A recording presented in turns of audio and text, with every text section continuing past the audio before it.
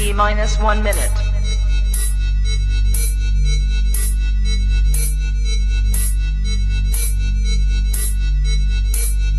T minus 50 seconds.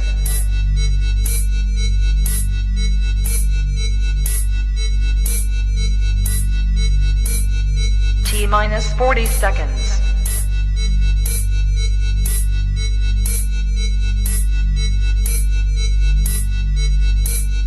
T minus 30 seconds.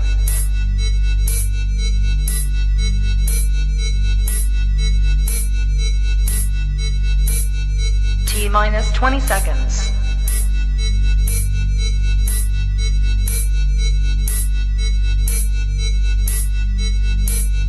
Ten, 9, 8, 7, 6, 5, 4, 3, 2, 1, 0. Can we talk for a minute?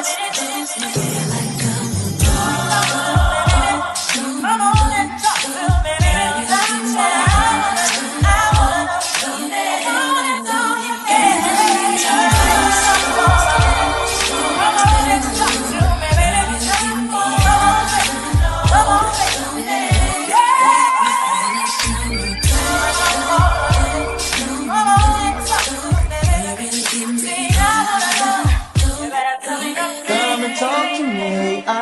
I wanna do. Girl, I really want to know your name. Maybe this will help.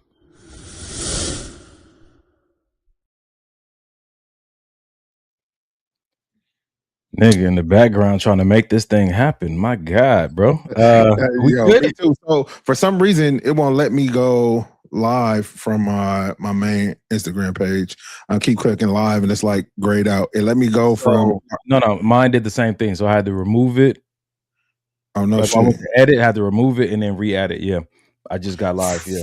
From Instagram. Not do I need a new key and all that? Yep. Damn. All right. Well, actually, no. If you got the key already, you good. Yeah, I got the key. You just gotta remove it on StreamYard and then re-add it. Ladies and gentlemen, we out here getting it ready for y'all. Listen, we putting in effort on the Sunday night because we love y'all and we want this to be beneficial. Never question if we love you. Ever. For sure. I'm not going to for sure. God will forgive you. Right. Listen, we in here. Episode, what is it? Season 6, episode 20. Welcome to another episode of Maybe This Will Help the Podcast. Yeah. Let me know if you set up and good to go, bro. All right, I'm copying it over right now.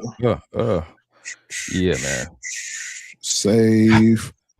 All right, gave me a green check. So now when I go back to, it's still not from the Instagram side. It's still not letting me click that go live. Give it a second. Give it a second.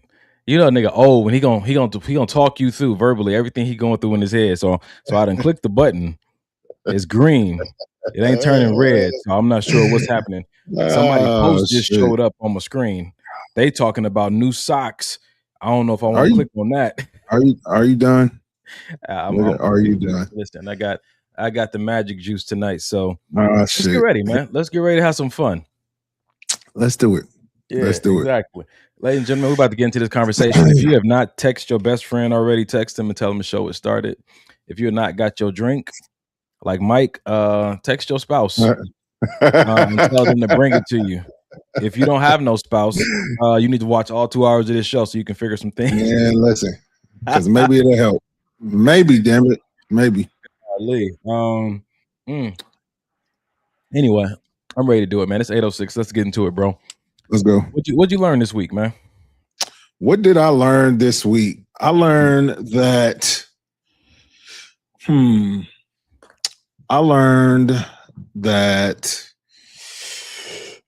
Self-regulating is a superpower. And I mean self-regulating in the moment. Like something happens, you want to go left, you want to go right, you want to get irate, and you may have every possible reason to. You may be well within your right to just go ham in this particular situation that you found yourself in.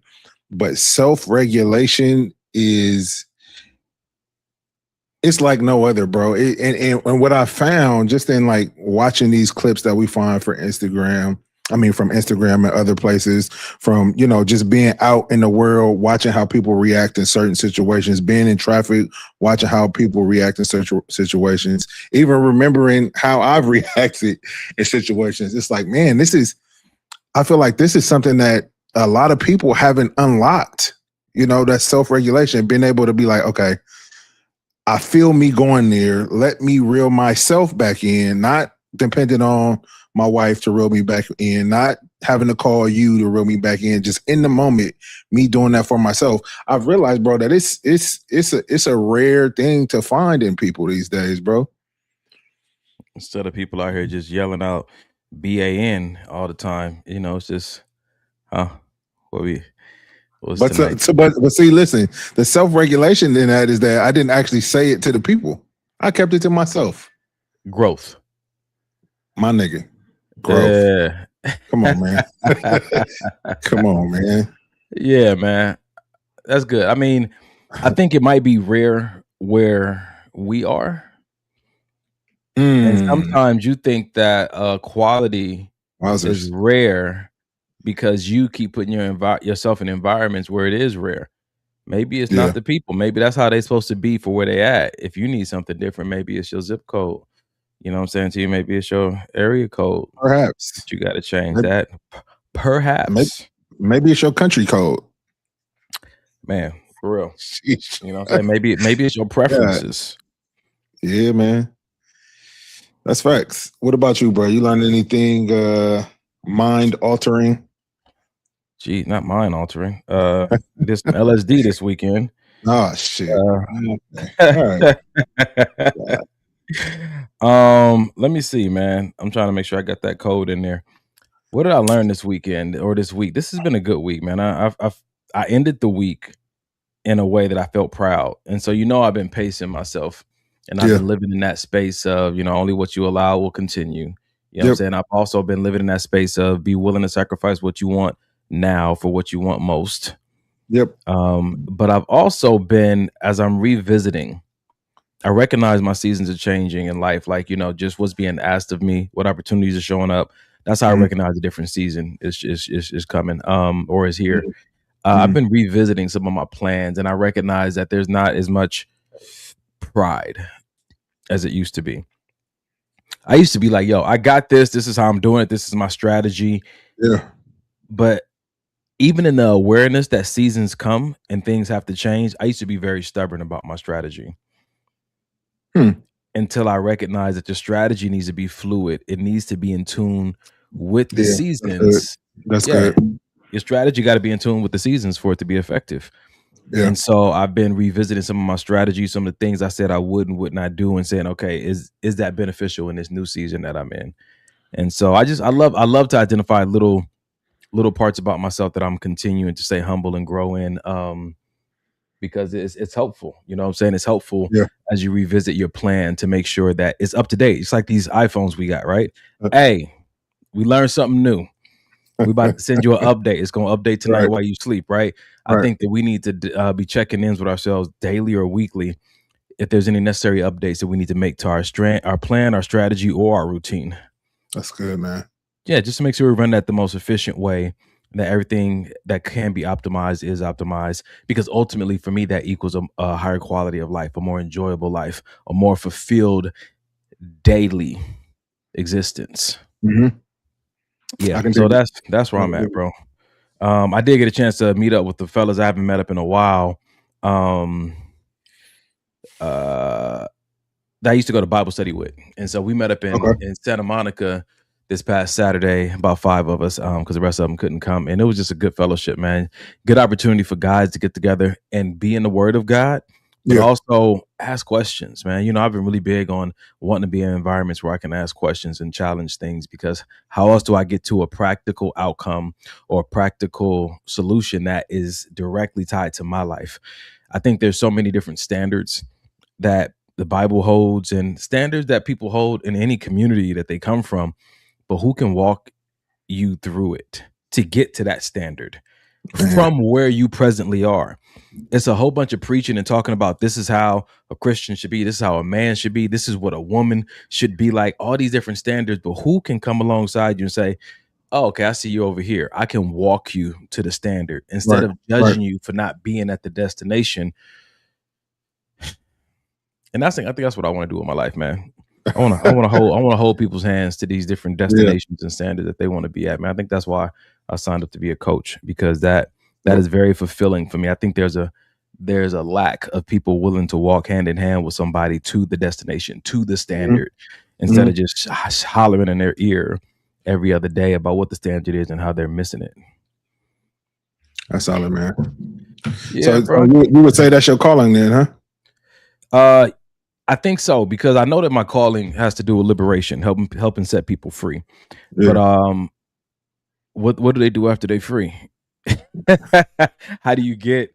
Are you free now? But how do you get to where it is you either feel like you're called to do, or where you're called to be, or you need somebody to walk with you, man? And I think that is unfolding of what I already believe my purpose on this earth is.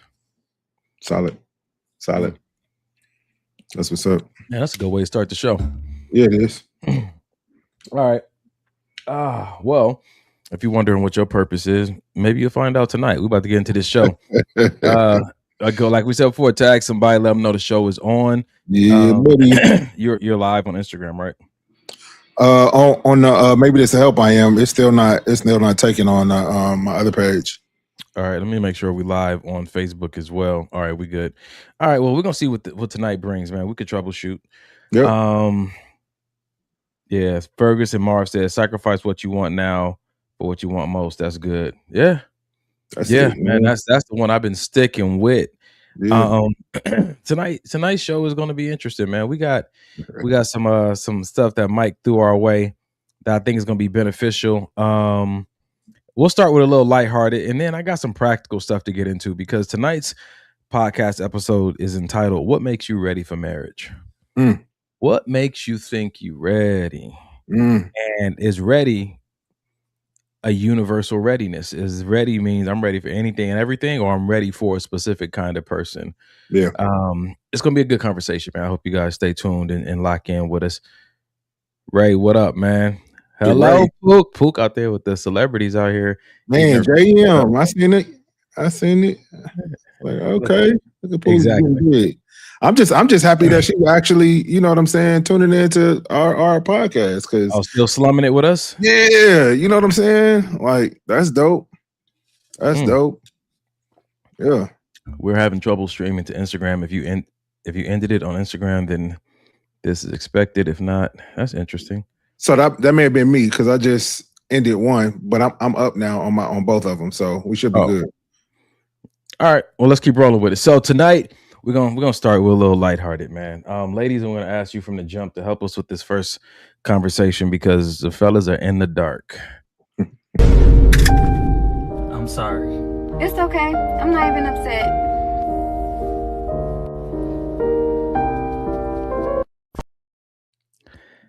One more time. Ladies, just please pay attention, because I need your answers. I'm sorry. It's okay. I'm not even upset.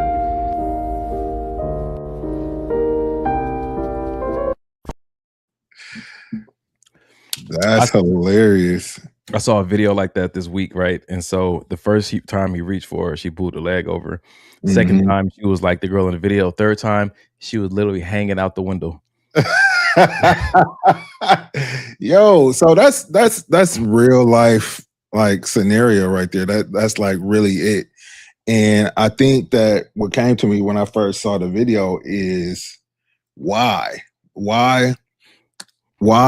say that you good, everything's fine, but then when I try to move forward and do things that we regularly do, go ahead. She never said everything's fine. She didn't say, "Are you?" He said, "Are you?" Nigga, listen to the words. I'm sorry. It's okay. I'm not even upset. I'm not upset. To me, means you're fine. Nah, see that. I think that's. Get some clarity on what you mean. Just because somebody ain't upset doesn't mean that we good. I'm not upset means I may not want to get revenge. That don't mean that we good. So okay. All right. I'm not upset. So then here will be my question though. If now that you're saying I'm not upset, then why are you reacting as if you are? Because usually when you're not upset, I don't get that from you. Usually when you're not upset, you know what I mean? I'm getting a different type of interaction. You're not getting that because they're not upset. You're getting that because y'all good. Right. Bro, I've been around these women long enough to know, like, even with me, like with other people, like I can forgive you, but don't mean you got the same access. Don't mean that we picking up where we left off. Yeesh. You know what I'm saying? And I think that Yeah. too often we just couple it all together. Oh, we good? Yeah, we good. Cool. Let me borrow another $20. Nah, we ain't. Nah, listen, Man, homie, that good. I'm still updating this connection based on your Wow. previous behavior. You know what I'm Yeah. saying? Yeah. I'm not mad. I'm not gonna try to retaliate, but you know what I'm saying? Don't just think that everything's biscuits and gravy though. I like. See, I'm leaning more towards what Pooh said. She ain't upset. LOL. She's angry, and I think that that's what it. And I think that that's more what I see when I hear that. Like, no, I'm not upset. I'm past being upset. So don't touch me. Don't look at me. I don't want to be around you. All of that. But I'd rather you just say we not good right now. Hold on, let me. I'm sorry. It's okay. I'm not even upset.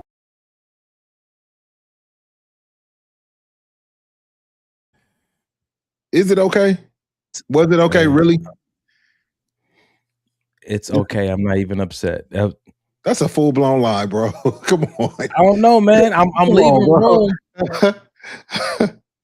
I'm leaving room for her okay to not be my definition of okay. Like, I think that it's an opportunity to ask some questions. Dude said, "Oh, I'm sorry."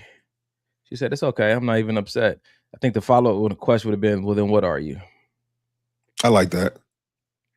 And I think that if you just did something that requires an apology, I think that it's appropriate to be like, "Can I hold your hand right now?" You coming in real humble with some questions, some inquiries, some requests, not no entitlement. I'm gonna grab your hand right now.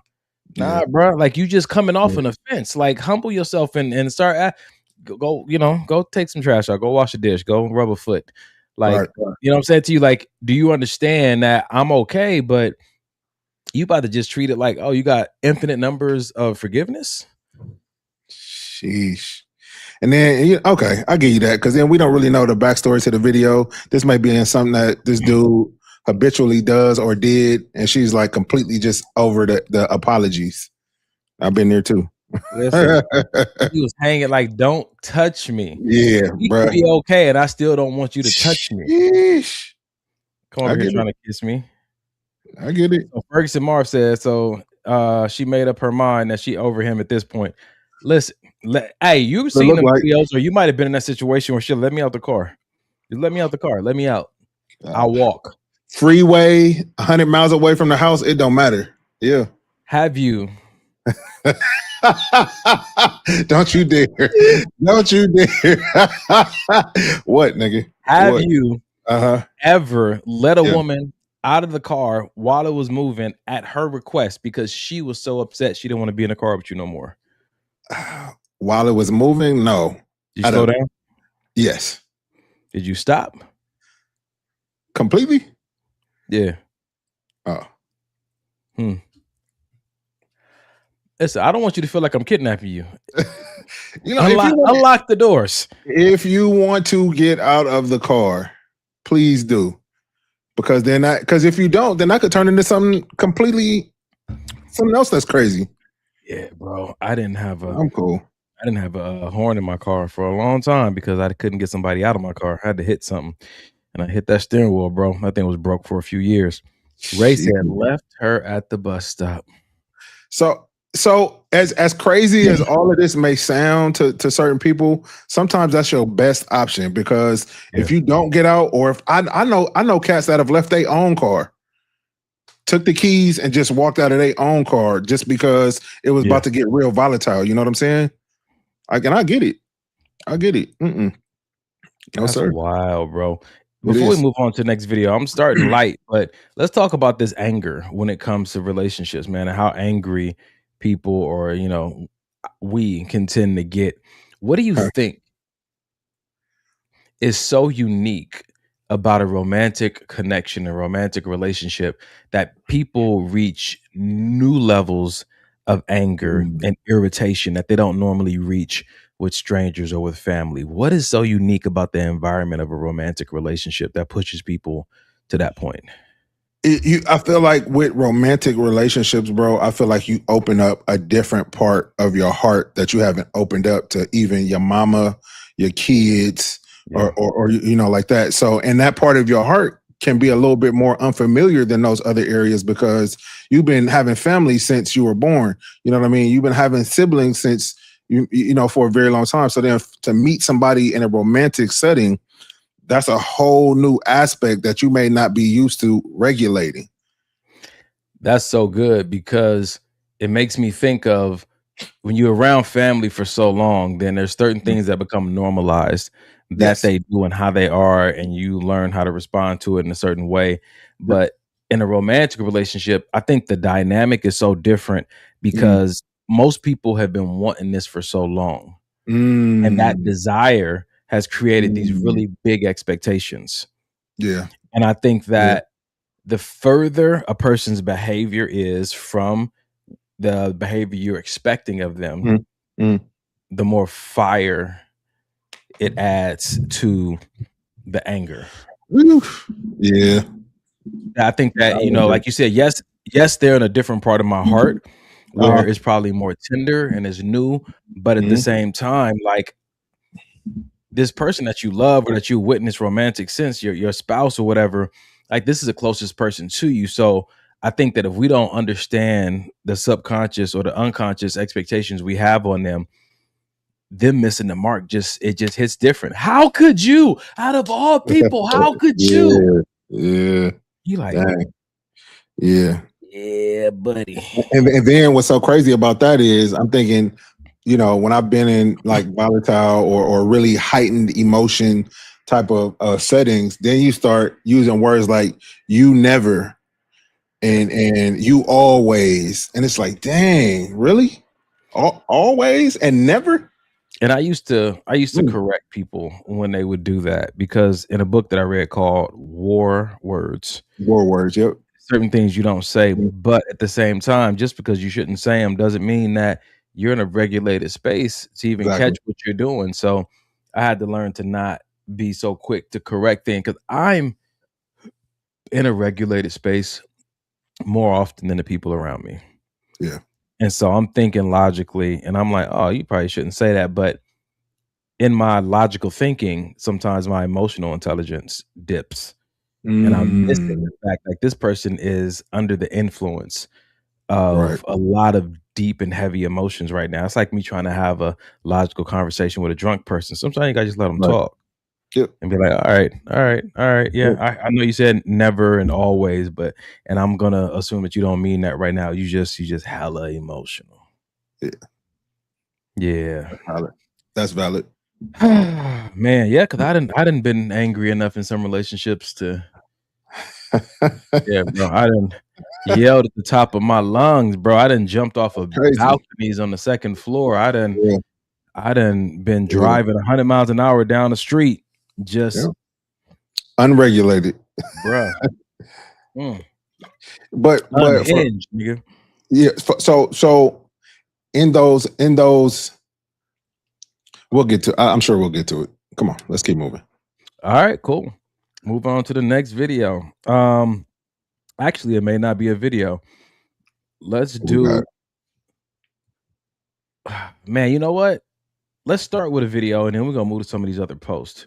All right. So, Ann and Lauren talk about wanting to be desired by other men or other people, and they think to themselves, couldn't be my wife. And they hear Shan and Lauren talk about enjoying the male gaze, and they think to themselves, no real man would ever allow this. I got some things to say about that.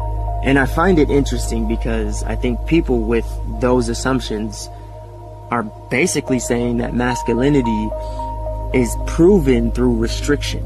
It's like the more you can shut your partner down, the more of a man you are.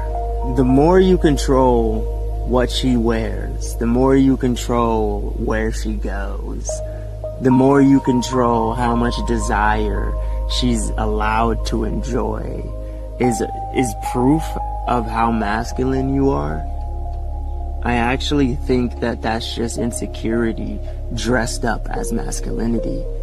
I personally don't need to make Shan less visible to make me feel secure. And I don't need to disconnect her from her sexuality because I'm afraid that somebody else might notice that too. It's the reason I married her. Man, this is about to be a good discussion, I think. I think. What do you got, bro?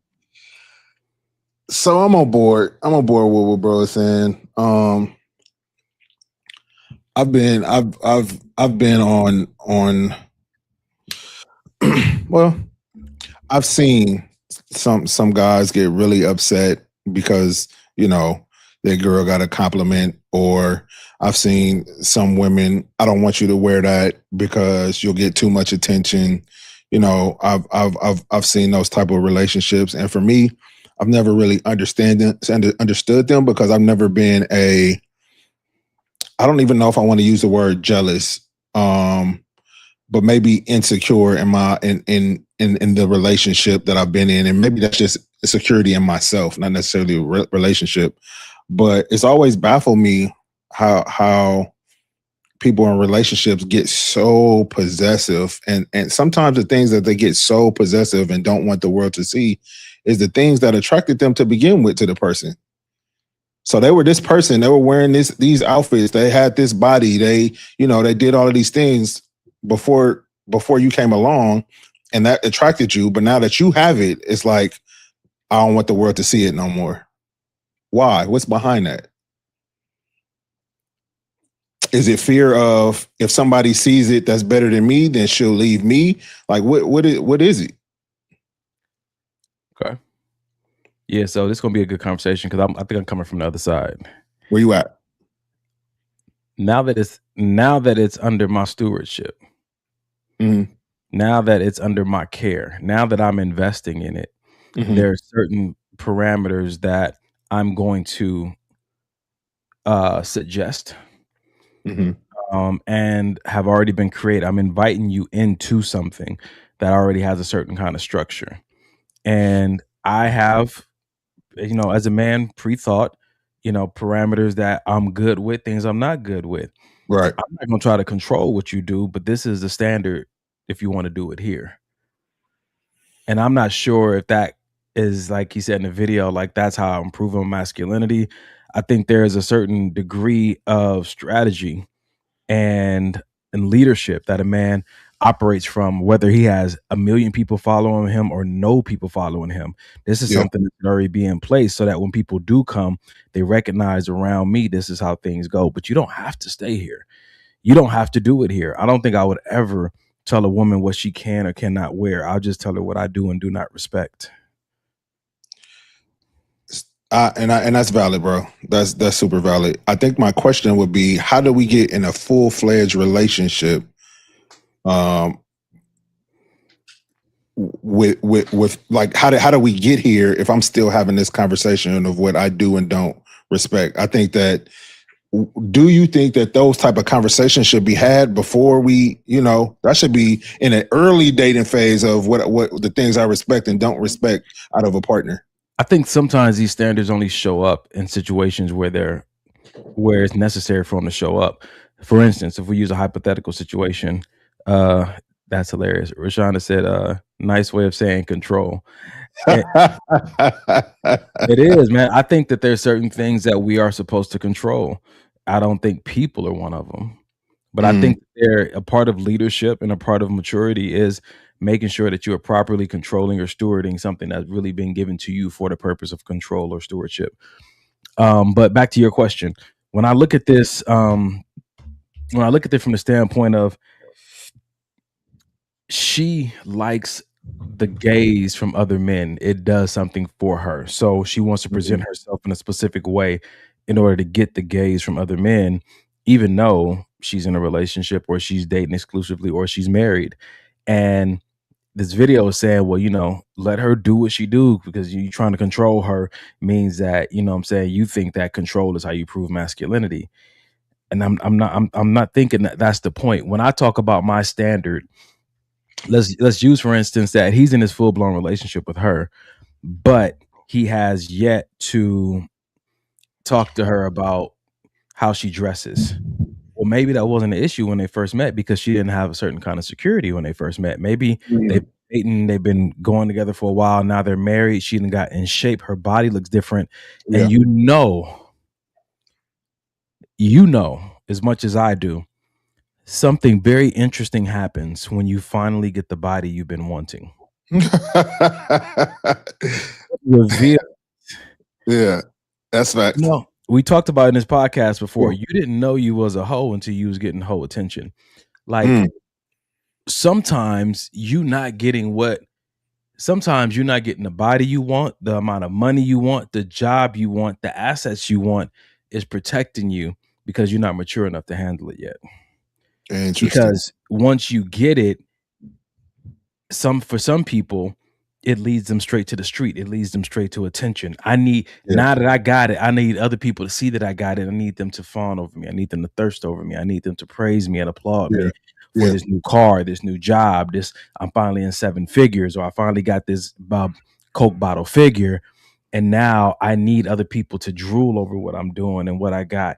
And I need to know that is how I'm verifying that it was all worth it. And so if you met a woman who didn't have that body, or you met a man who didn't have that job and that status, and you guys have built a beautiful relationship together, and now she gets the body and he gets the status, there's a great temptation that both of them are about to face. And that means there's a great trial that relationship might be about to go through.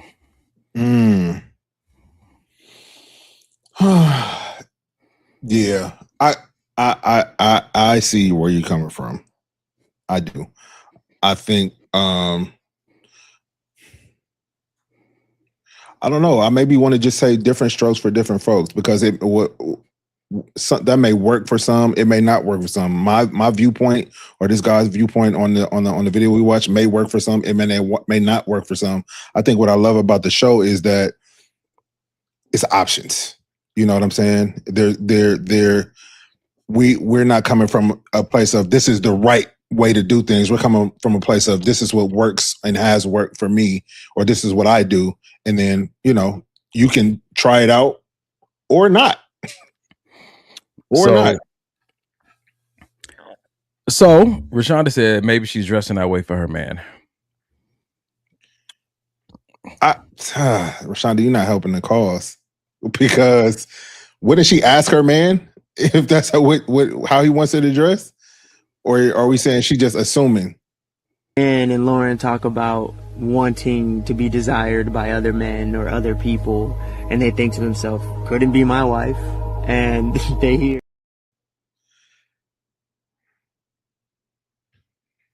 what she wants is to be desired by other men. That's what the video says. Right. The gaze of another man. She gets something out of that. And here's the thing, bro. And here's what I legitimately believe. Because we enter into marriage covenant, because that, to me, again, for us, I feel like that's the only relationship that is legitimately valid, right? When you enter in a marriage, I don't believe that a compliment from the opposite sex doesn't feel good. It may not affect you like it used to, but it's like, oh, okay, that was nice. Your hair looks nice. Your dress is fire. From a guy or a girl, bro. And we've given the compliments, and we've heard compliments from men and women. And I can't sit here and say, because I got married to Janae, all of a sudden I don't care about any compliment. Because it's not true. It's not true. Does the value of those compliments change? Yeah, I feel like that's what I'm saying. That's why I said they may not affect me as if they once did when I was single. You know what I mean? And I'm thinking about, I'm like, okay, cool. She think I'm this, she think I'm that. Now I can kind of set up a game plan of how I'm gonna holler at her. It's not any of that anymore. But to say that I don't care about it or it doesn't affect me at all, zero effect. I think. So let me ask you a question then. So when you get married, for instance, just hypothetically speaking for me and then for you, you're actually married. What changes in your psychology about compliments from other people, especially the opposite sex? There's nothing that can come from that. When I'm single, if I'm liking her too and I like the way she look or whatever the compliment is, or she got a nice body, I'm gonna say something. In fact, I'm probably gonna go up to you and talk to you about it. That's the difference. So you're willing to receive a compliment from a woman if you're married?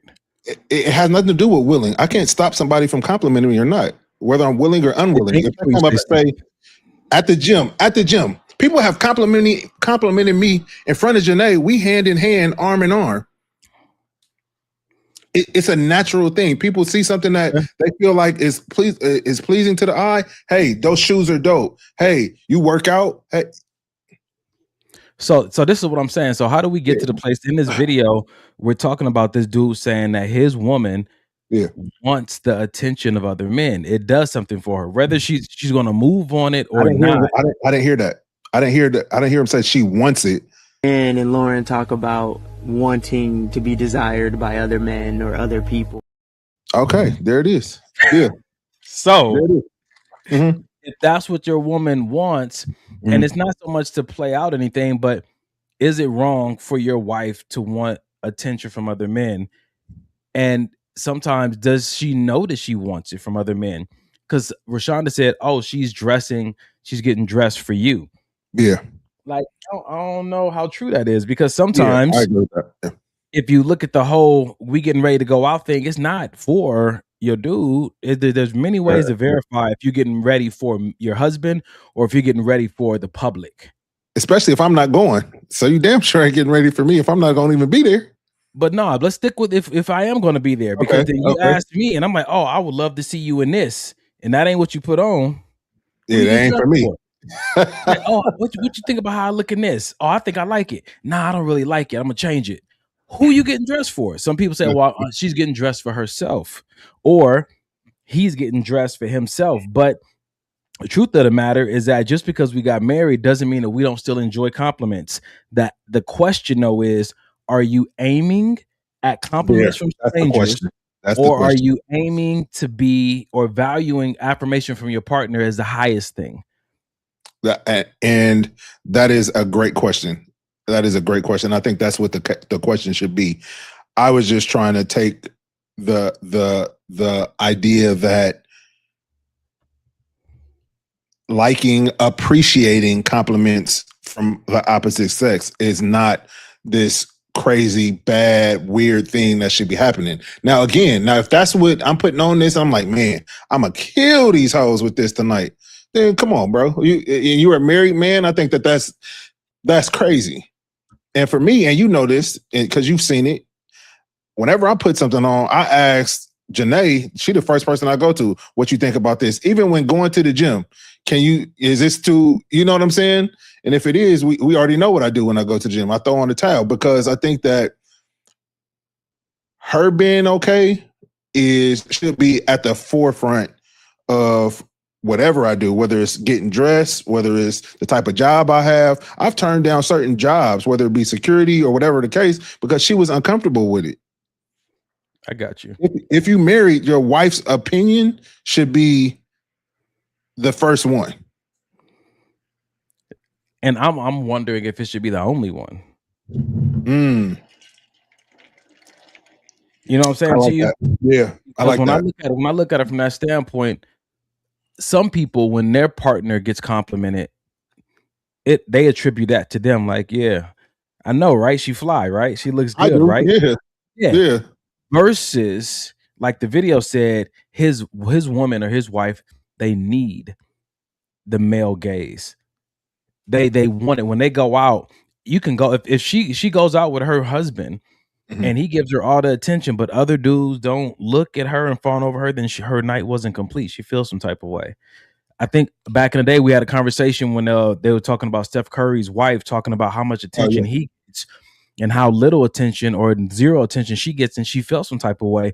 And I'm wondering, like, it ain't a sin, you know what I'm saying to you? Sometimes it's just people's makeup and their wiring, like they appreciate that on a level that helps them with other insecurities, that helps them with their identity. So I don't think you should judge your partner for being that way, but I think it's good to find out ahead of time before marriage if that's the way that they are. For sure, bro. You know what I'm saying? Some people, when they go out, they got to kill it. My outfit has to kill it. I need people breaking their neck to look at me. Like, that's as part of what I do, right?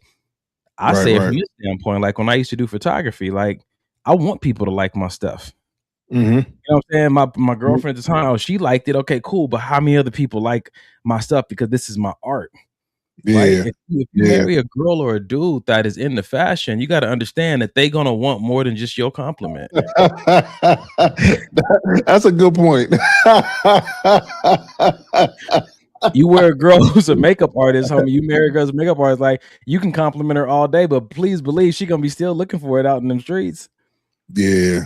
And like we said, though, with a dude, it might be a little different. He got status, right? Like he finally got the job that he wants, that pays in the way that he wants. Now he shows up in society a certain way. Yeah. You know what I'm saying to you? And so he's looking for people to applaud him and appreciate him for what he's accomplished. But I think the only issue with it is that even that is within reason and underneath discipline. You got to ask yourself if that's if compliments are an idol, if attention is an idol, if the spotlight is an idol, if the stage is an idol. You know what I'm saying? You and God are the only people that know it. When you go out, if this is really something that you're craving the attention of your partner, or if it's other things that you're hoping to get. Oh, we got a lot of comments. I'm just over here yapping. What you got over there? I'm good over here. Are you okay? So let's see. Tal Freeman said there isn't anything wrong with appreciating compliments. It sounds more of an insecurity of hers because she shouldn't need the validation of other men. That's rough. I know. I think what needs to be asked of her is why she wants that. Yeah. Yeah. Eric Bellinger said if they ain't looking, I don't want her. It is an interesting conversation, man. Pook said, man, I need to get it together. I want to get attention looking like a bum. Pookie, you still get attention. Cut it out. Right. Knock it off. And I think that's the thing about it. I don't want to fault anybody. Like, did she get dressed for you? Did he get that job for you? Like, you were like, babe, I already loved you. You know what I'm saying? When you were, doing the construction, you didn't have to become the foreman. You didn't have to open up your own construction company, but he felt like that would satisfy something he's been craving, right? Yeah. In life. So he kept going for it. And your girl's like, oh, well, I'm going to go get this done to, you know what I'm saying, my body. I'm going to buy this outfit. Like, I want to show up and be this way when we go. And you're like, babe, I already love you. I already like you like that. So are you then trying to make your partner just stay at a level that you're comfortable with, regardless of what they want? Interesting. Maybe that is evidence of a mismatch. Interesting. Real quick, I want to take a second and shout out one of our smallest, probably youngest viewers, Logan. She's 5 years old and she's watching the show. Shout out Logan. Hi, Logan. We appreciate you watching. You and your mom, Tyler. Appreciate y'all. And she asked why Uncle Mike is using profanity. Damn. I've been cut. I told you. I already told. See, nigga, you can't. God. All right. Cool. BAM. All right. For sure. So check this out. So this is good. McJellin said, I just want to bring God his glory. I'm not into worldly idolism. My night is successful as the people around me feeling the love of God. And so when you step into the realm of, you know, saying a woman of God or a man of God, this conversation then takes another twist, because it's not just the compliments you want, but it's also the calling on your life. And that impacts how you want to be seen in the world as well. Interesting. All right. So what does a woman of God or a man of God dress like? For us, let's talk about women. what is a woman of God dress like? What is her out? She's going out a night on the town with the girls. What is a woman of God dress like? You're not gonna like my answer, but this is the way that I understand it. She dresses like her convictions. Explain that for the people that don't understand. I think that this is a great answer that I like to give because there's so many things as you come to Christ that about how you do life that you're gonna probably have to work on. Mm-hmm. And what I found is that it's impossible to work on all of them at the same time. And so for me, there's certain things I'm more convicted about because I spend more time reading about them, more time talking about them, having discussion, more time unpacking them. So they resonate with me deeper than other things do. And so I think that wherever you are in your faith journey, your convictions are going to impact your behavior according to wherever you are. So when I say a person dresses like their convictions, I don't think people should be judged that, oh, you're not a good woman of God or you're not a good Christian based on how they present themselves. Because what if they're working on cussing right now? You know what I'm saying? What if they're working on not cheating on their taxes right now? What if their main focus is trying to get over gluttony and greed? You know what I'm saying? And you're like, well, your skirt is too short. It's like, cut me some slack. That's next on my list. It's next. I promise you, it's next on my list. You know what I'm saying to you? So I'm just like, man, like cut people some slack. You just because you come to Christ doesn't mean that everything automatically made sense. And now I carry a conviction for every situation. I'm able to identify it when I'm doing it, and I'm a perfect example of what a woman of God or a man of God needs to look like. No, man, I'm in my faith journey. And certain things just haven't been taught to me by a teacher, haven't been preached to me by a preacher, haven't been exposed to me by a mentor to where it resonates with me on a level that is going to impact my behavior and how I do life. I like that, man. I like that a lot, actually. All right. I just had a conversation with my boys. We had our Bible study at the coffee shop, and we were talking about that in my past relationship. Like, she was like, my gym shorts were too short. Yeah. You know, and we're like, okay, so I stopped wearing them. I say your gym shorts are too short. You still wear them? I don't even know why you're looking at them. Here we go. Exactly. Okay. Allie said, listen, if my husband is a pastor, but he likes my titties showing when we go out, then that's what he's getting. I get so tired of the woman of God shouldn't wear that. So there was a conversation a while ago about one of the pastor's wives and what she had on and how people felt like it misrepresented. Yeah, man. It's so interesting to me when I hear those conversations because, you know, in school, the teachers at some of the schools I went to, some of the grades I was in, they throw out your lowest score so it wouldn't mess up your average. You know what I'm saying to you? And I think that sometimes you looking at a person's worst grade and judging their entire character over the area they're just now starting to explore on, well, how do I glorify God in this space? You know what I'm saying to you? And you don't know what norm they come from, because that might be a crazy improvement on where they were. It may not be at the standard yet, but it's challenging sometimes to listen to some of the criticism without the questions, without the curiosity. You know what I'm saying to you? And that can be disheartening and make people want to turn from the faith and other things, because it's like, golly, like I used to do this, now I do this, and it's still not good enough. But no one's saying, "Oh, I see you, I see your growth, I see you trying." Yeah, come on, man. That's solid. Yeah, this kind of conversation can flower into a whole thing. Carrie said, when I was in my 20s, when me and my girls went out, I dressed to display what God blessed me with. Listen, I think that at some point we do got to have a conversation about attention and compliments and how they really do impact us psychologically. Yeah. I think it'd be a healthy conversation to ask, because a lot of people trying to turn something off that you don't even know if it's good to have it on or off. Like, let's have a conversation. Yeah. Compliments can keep some people out of depression. Compliments have gotten some people off of the edge, and they didn't come from their spouse. Yeah.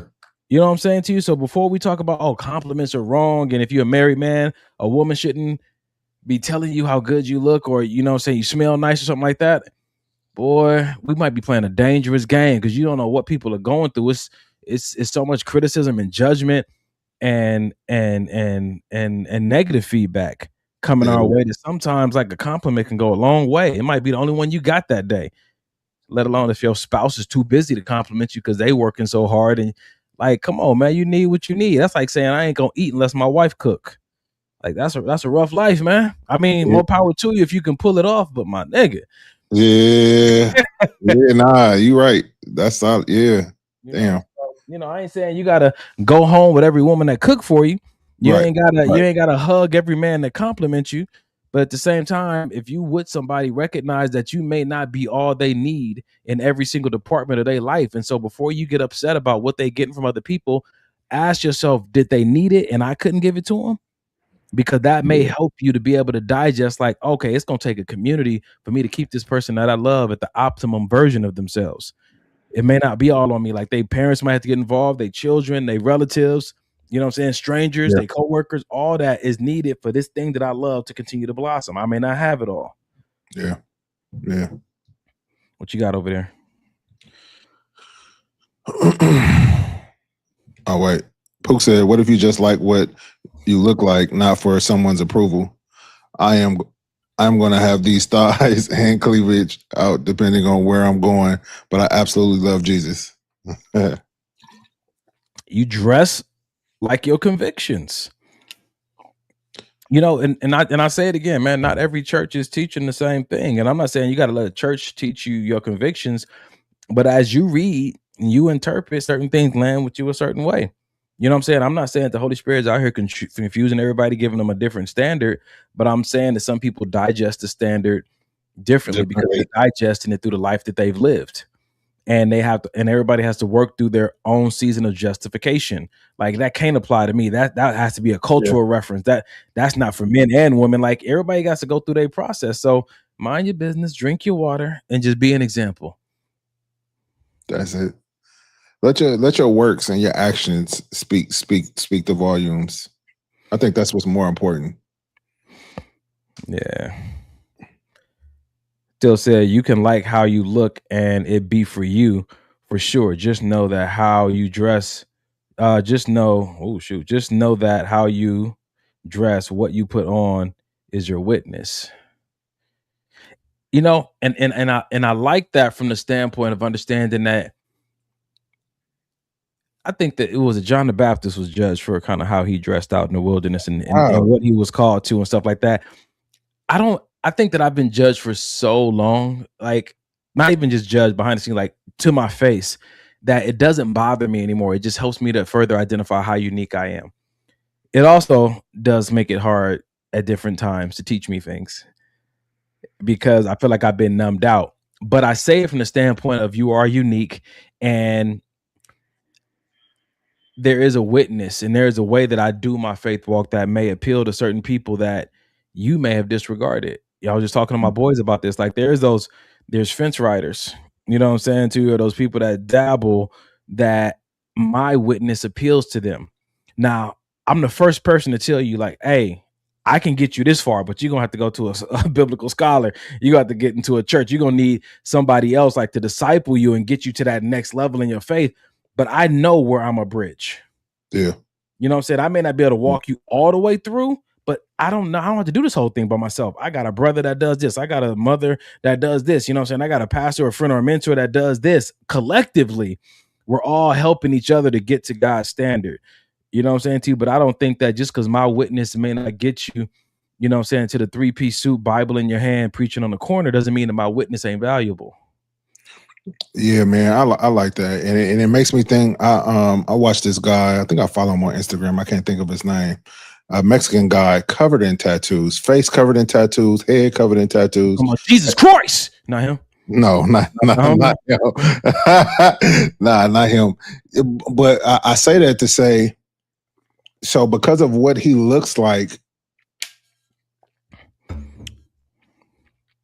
I don't know. I just struggle with people saying, you know, what your looks or what you have on or how you present yourself can be seen negatively when we're talking about being a witness. because he can't take off his tattoos, but he's still a witness and still has thousands and thousands of followers, and I'm sure has brought a lot of people to Christ because of how he looks. Listen, it's enough of us with a whole bunch of different kind of witnesses. You know what I'm saying? So how about different people? So look. So what if the girl that everybody says when she comes into church, her skirt is too short, or you know what I mean, her outfit is too provocative. What if she used to be a prostitute, and now what you seeing is a watered down version of what she used to wear? And what if, you know, she's going back into the world actually ministering to people that used to be prostitutes, something that somebody dressed in a turtleneck and some baggy jeans, female, couldn't do. Get it? Some people say we're supposed to be in the world, not of it. Again, we at different places in our walk. Like, why don't you just help people? So my cousin, Lavish, Lenny, what up, man? This is my cousin, bro. I'll tell you about Lenny next time we meet up on Tuesday. That's my boy, man. When I'm in grade school, like 4th, 5th grade, he said progressive, progression, progress. And I think that is something that we need to continue to reiterate as we are judging a book by its cover. I think there's more of opportunity for inquiry and curiosity than it is for us to make a final conclusion on who this person is. And I know it's challenging because psychologically we do judge a book by its cover, because that's one of the ways we determine where safety is. Yeah. You know what I'm saying to you, especially if you grew up in a neighborhood like we grew up, like safety is important. Like you scan in the room, his pants are sagging, you know what I'm saying? She got bamboo earrings. He probably got a gun. She probably got a razor in her mouth. Like, you know what I'm saying to you? So you are doing that. What does they say? Because it's the survival of the fittest. At the same time, you got to learn how to keep that in check also when now your judgment becomes your confession to other people about that person that you have not verified. Yeah. You don't know if that's the only clothes they got. You don't know. And you know what I'm saying to you? And this conversation goes back to one of my friends, you know, Mike. She's a worship leader, but she's on the thicker side. And I don't mean the bad thick, the good thick. Yeah. She can have on the same exact outfit as a very slender girl. Same outfit. Yep. And be judged and asked to step down from the platform and say it's because of the outfit. But it's not. It's the body that's carrying it. You know what I'm saying to you? So, well, you should dress more according to your curves. You should dress. You should dress with curve awareness. Wow. That's wow. So some people might be able to digest that. Go ahead. All right. Nah, I might be disheartened by it, bro. Yeah, I definitely am. It's crazy how on one hand the Bible says come as you are, but then when you come as you are, then you judge for it. That's why people don't go. That's why people don't come. They say come as you are, don't stay as you are.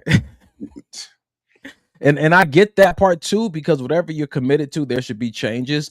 But I think that expecting all aspects of where you've fallen short to change at the same moment is a high call to have. Like I joined last Sunday. Next Sunday, I'm supposed to have it all together.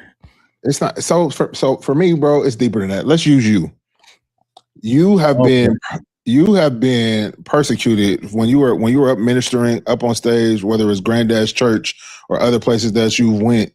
You've been persecuted for what you wore on stage: a t-shirt and some jeans. Yeah, but it's too tight. Your muscles are too revealing. So at what point does this get just goddamn ridiculous? I got on a t-shirt and some jeans.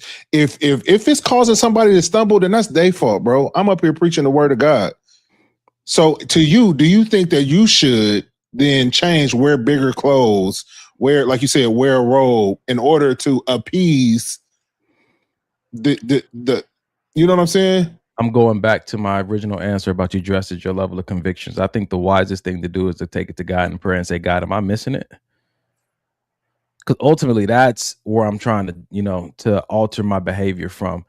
I think if I'm not willing to go back and pray about it, then I might have to address my pride. But if someone's having an issue, I feel like it's the due diligence. No matter how ridiculous I may think it sounds, which I've done, like, all right, God, like, am I missing something? Or I got a brother I can go to, or I got a mentor and be like, they don't like, for instance, I got a big project coming up in July. Yeah. They said, absolutely no earrings. Absolutely not. No piercings of field. No. Mm-hmm. And when I first heard that, I was like, then we're not feel- doing it. I can't work with people like, you know what I'm saying to you? Yeah. And I had to sit down and talk to my mentor about it, and my boy, and he was like, how tied are you to it? Would you let that interrupt this opportunity that God clearly has given you? If it's just earrings, take them out, put them back in after it's over. Like if it's just, you know what I'm saying? And if it's not just, then I have to ask myself, what's my bond to it? So again, I'm taking it to prayer, and I'm taking it to counsel, just because I just want to make sure that I'm not missing something. You know, and usually you take it to prayer, you take it to counsel, you're gonna get a word from God that you can stand on in the midst of it. Yeah. You're gonna get some kind of scripture, like, all right, yeah. And even if it's a conviction that's new, you may still not know what to do with it, but you still may Yeah. say, okay, well, yeah, so maybe I should. You know what I'm saying? Because for me to just jump off gate and be like, well, if I can't wear a tank top while I'm up here praying for people, he got on a $3,000 suit. It's impacting two different kind of people the same way. Like, that's just me going tit for tat. Like, honestly, man, just take it to God in prayer, go to counsel and say, hey, I don't even care about what nobody else is doing. Like, how is my witness impacting? How is it operating as a disadvantage to what God has called me to do? You know, that's all. I don't want to disrupt my calling, you know, and sometimes pride will have you justifying behavior that is really disrupting your calling. You know, I just want to stay in that place of humility if I can. I get you. He like, nigga, no. Yeah, because it sounds crazy. A t-shirt is disrupting my calling sounds absolutely ridiculous to me. Yeah. Absolutely ridiculous. I would still bring that to you on a Tuesday, though, to our accountability time, and say, bro, am I tripping? No, right. I get it. And we will walk through the steps. You know what I mean? But yeah, I think at some point, bro. Oh, shoot. So, yeah. No, it's a comment. Go ahead. No, I was going to say, I think at some point,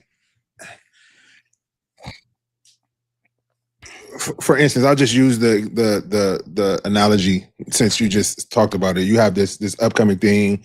They're saying no earrings. They're saying, so now I'm thinking like, I would want to ask why.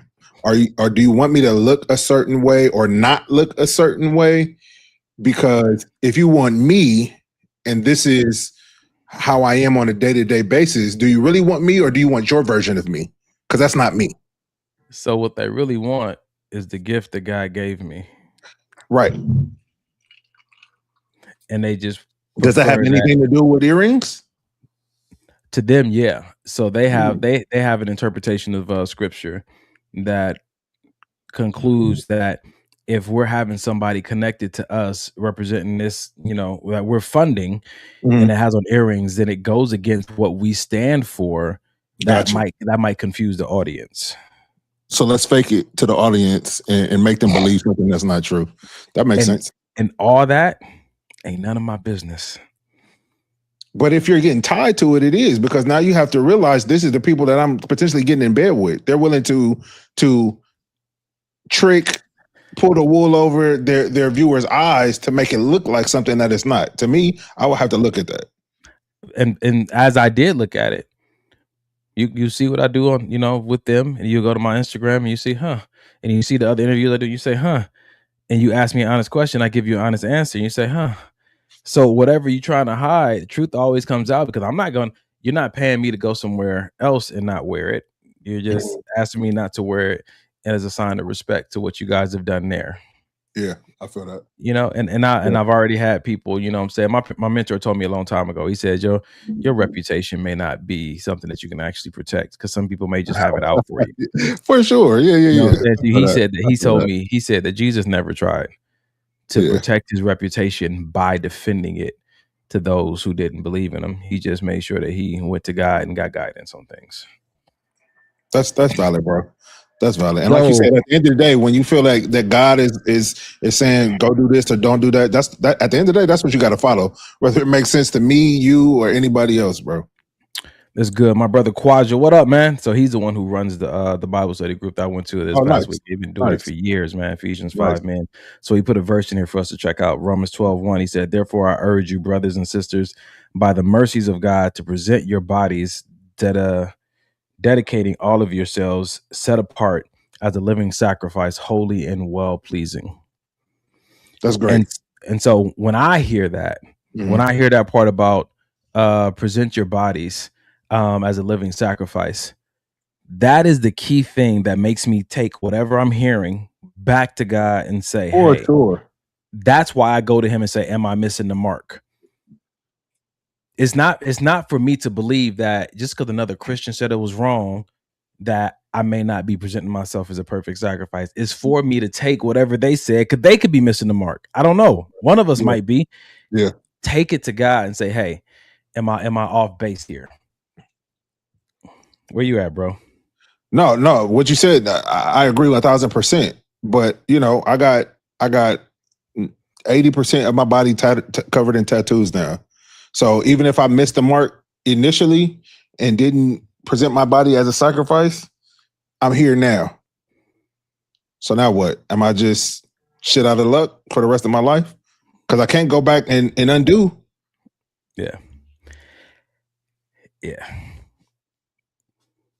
So now now can I no longer present my body as a sacrifice because I've marked it up?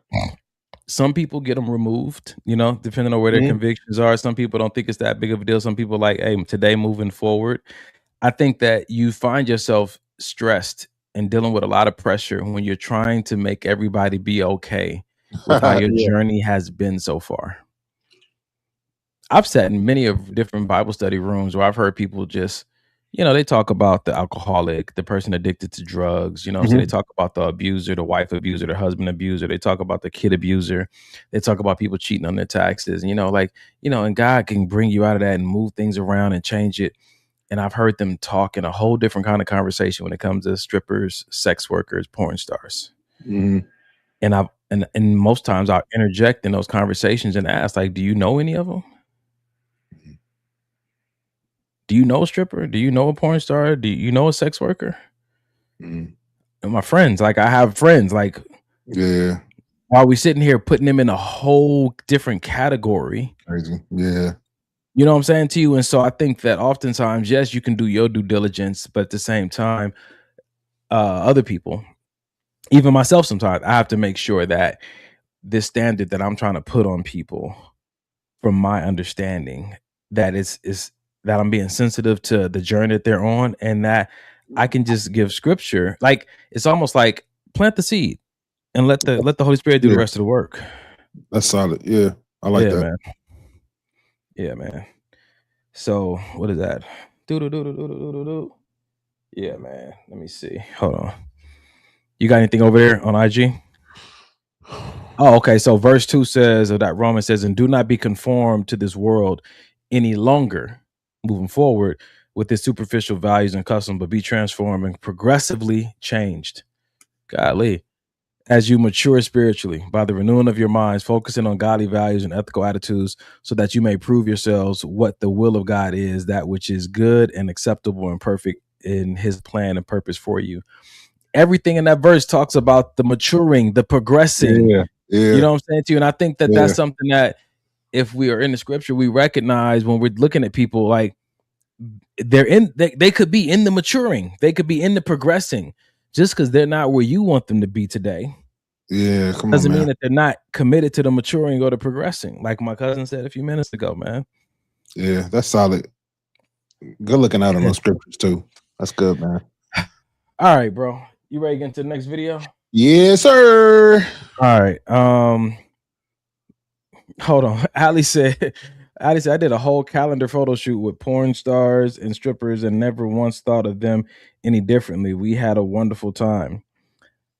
I think that They're still people. Am I missing something? Are these people not still humans? Golly. What is happening? I did a photo shoot with these reptilians, and no, but it is, bro. Like, they're sometimes like seen as slaves were back in the day, not 100% human. That's interesting to me. You've dabbled into, the way I've heard is that you've stepped in such a darkness and you've lived in such a darkness that I don't care what you do for the rest of your life, it's on you. You're marked. You're not like everybody else. You went too far. and Wow. now you carry this, and it's going to be you shouldn't have went there. Now it's a part of you wherever you go. That's unfortunate. But you Like know, a convicted felon, you don't get to vote anymore. oh, I know. Yeah, man. So, all right. Yeah. All right. So let's move on to the next video. So that was an interesting conversation. That was good, man. So before we go into, I have these 5 things to test to see if this person is your spouse or whatnot. But before we go there, let's do this. Let's ease our way into this conversation. All right. That's how you know that Yeah. they're your person. Yeah, yeah, When they're not too much yeah, for you. yeah. You know, you have capacity for all the range of everything that they are, will be, and what they have to offer. You know, their strengths as well as their weaknesses, especially the weaknesses, because you and I, we have many. Yeah, of you know? course. Yeah. So you're saying that if you don't have the capacity to handle all of someone, then they may not be right for you, and you may not be right for them. That's exactly right. Yeah. That's how you This capacity is one of my favorite words. Nigga, we know. So let's talk about it. Let's talk about it. Get the capacity tattoo. Do you have the capacity for that person in all the different facets of who they are? That might be the verifying thing that confirms that this is your person, because you can handle all the personalities. Is that a reliable tool? I think it's a reliable tool. I don't know if it's the only tool that you need for verification, but I think that it's definitely a solid tool to go by, because I know damn well that the capacity I have for Janae on a day-to-day basis and Denim on a day-to-day basis, I don't have for anybody else on this earth. Nobody except those 2 people. I think that Ali brings up a very good point. She said, my capacity has changed over the years and in different seasons. Okay. And then Carrie said, okay, please define capacity. So let's take that route, because Ali made a really good point, but I think we do need to define capacity before we go any further in the conversation. Yeah, so while you're looking that up, I think that, your capacity does change, but that's what the video is talking about. If your capacity remains for the person that's your person, then that may be how you know that that's your person. Because although, my capacity has changed for a lot of people that are in my life now. You know what I'm saying? But it hasn't changed for Janae. It hasn't changed for Denim. Okay. I'm gonna do 2 answers here. So first, I'm gonna do the definition of capacity. Then I'm gonna look at the difference between capacity and tolerance. So capacity is the maximum amount something can hold, contain, or produce. A person's underlying mental or physical ability to do something. And so when you look at capacity from the space of being in a relationship, do you have the capacity for a person? Do you have the ability, the mental and physical ability to stay committed to the things that the relationship is based on? I feel like that's what marriage is. And so how do you verify that in the dating arena? Like, are you looking like, oh, this is going to stretch me? Like, if when you talk about capacity, does that mean that it should be easy? And so that's why I wanted to look at the difference between capacity and tolerance. So capacity is your actual objective ability to endure, absorb, or produce something, while tolerance is your psychological or physical willingness and comfort level in doing so. You know what I'm saying to you? So when I think about my tolerance has changed. I have a lower tolerance for certain things. Say that. My capacity, though, my ability, not just looking at my willingness to endure, has increased for certain things. Yeah. And so if we look at this from a practical place of, say, for instance, you got a girl who loves super deep conversations often. You may not be willing or desire to have these deep conversations starting at 10:30 at night when you got to get up at 4 a.m. but do you have the ability? hmm How are you differentiating those in your head? Are we secretly disqualifying people because they don't feel comfortable to our nervous system? Oof. And is that a problem? If someone doesn't feel comfortable to your nervous system, is it necessary to keep that person around? I think it deserves a question with yourself. I think that some of the bigger regrets that we have of relationships we let go of, romantic or familial or just platonic, have been because it just made me uncomfortable, so I let it go, or just I didn't feel like dealing with all that. I think those are the regretful relationships because we know we had the ability, we just lacked the willingness. And I know a lot of people don't believe in regrets, but I think that they have them. Some people do. Underlining is whether they want to admit it or not. And so you got a girl that wants to have all these super deep conversations, or a girl that loves to, man, okay. Well, I'm going to use this example because my friend knows I use this example all the time. I have a friend that loves to go to Disneyland. Took me to Disneyland. We was there from opening to closing to the fireworks. I said, I'll never go again in my life. It's the devil. I'll never do it. Yeah. Did I lack capacity or did I lack willingness? Was that a tolerance issue or a capacity issue? Say, for instance, if me and her had decided to start dating and try to get into a relationship and get married, what would that have looked like? Because I have coworkers that live in, for who though? Because her. do I have the ability to go? Yes. Let's go back to the definition because I'm about to challenge that.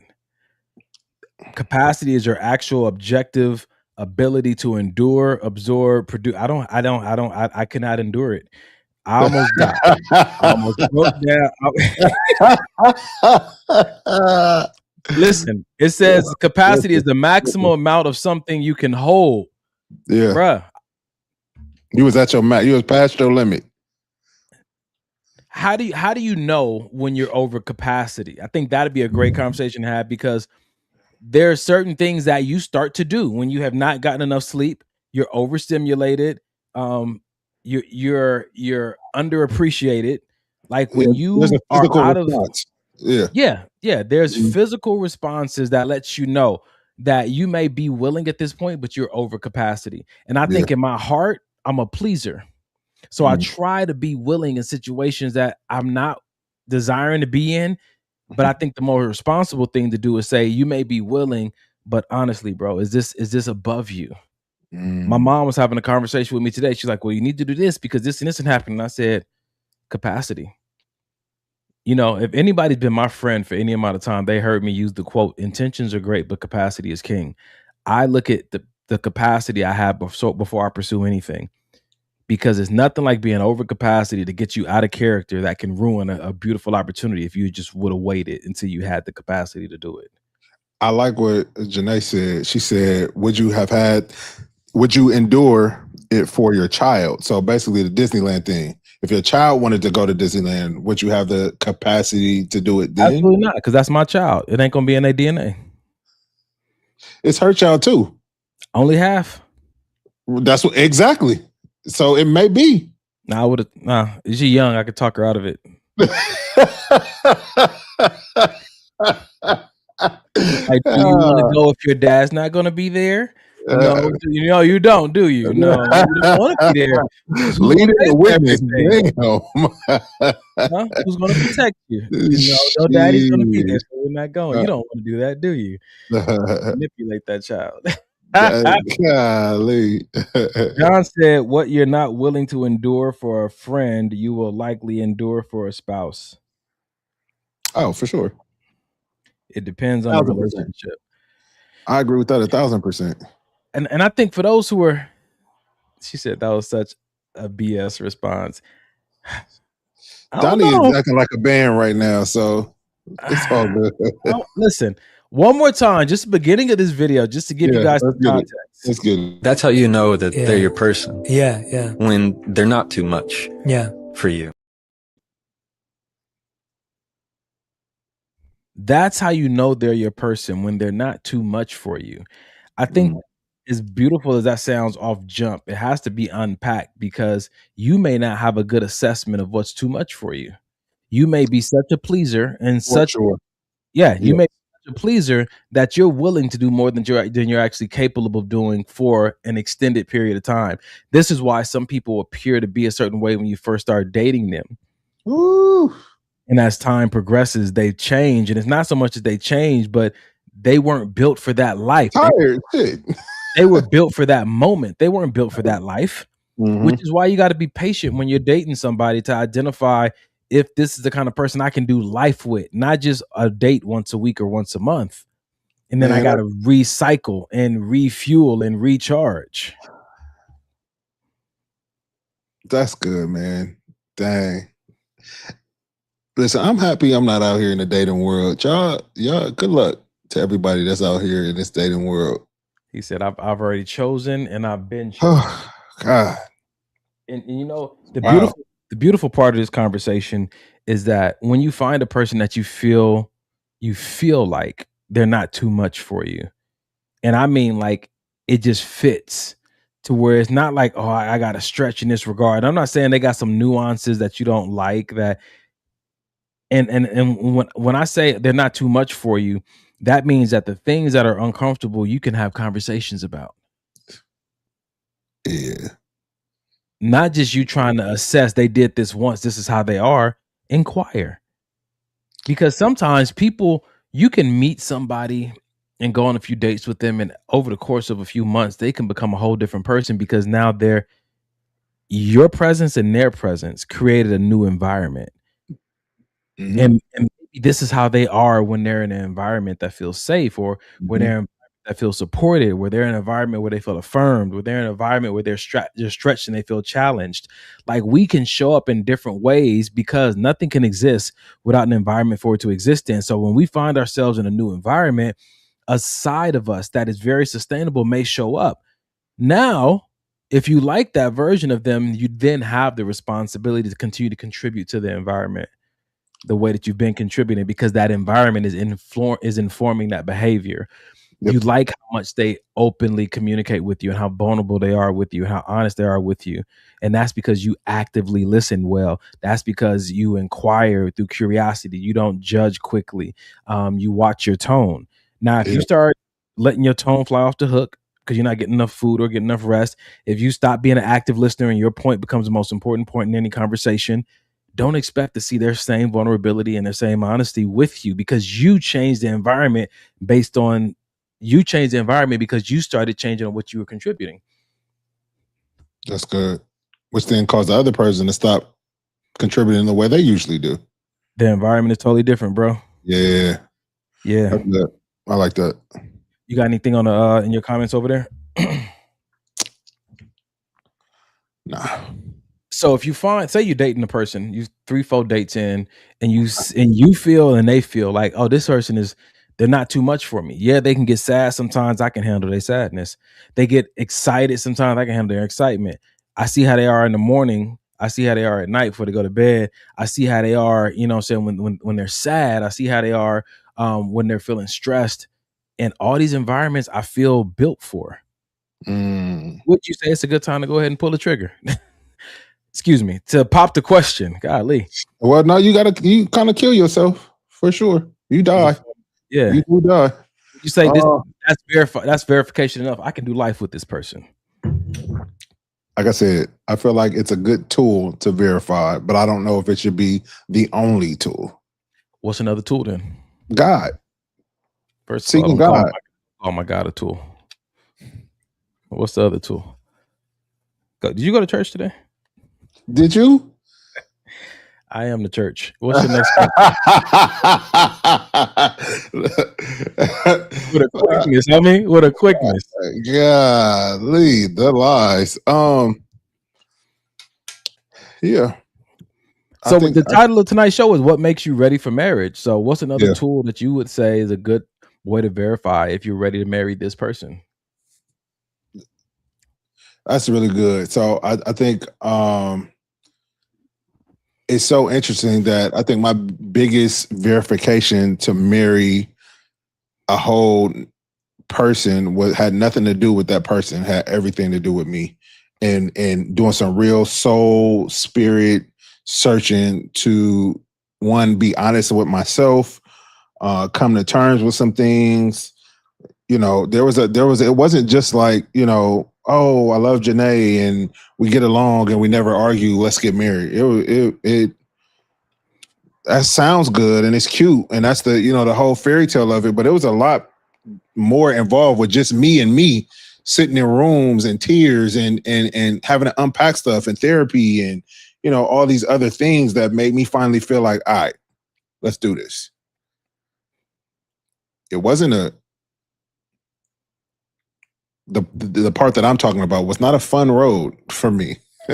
So if the title of the show is what makes you ready for marriage, you're saying that it has less to do with how compatible you are with that person and more to do with how much of you that you've dealt with? I would say that you've dealt with. I would definitely say that, because are you ready for marriage with anybody? Well, when we're looking at that person specifically, I think that when you look at marriage and having a spouse as a responsibility, a great responsibility, then you then start to ask yourself, like, what is this marriage and this person going to need from me?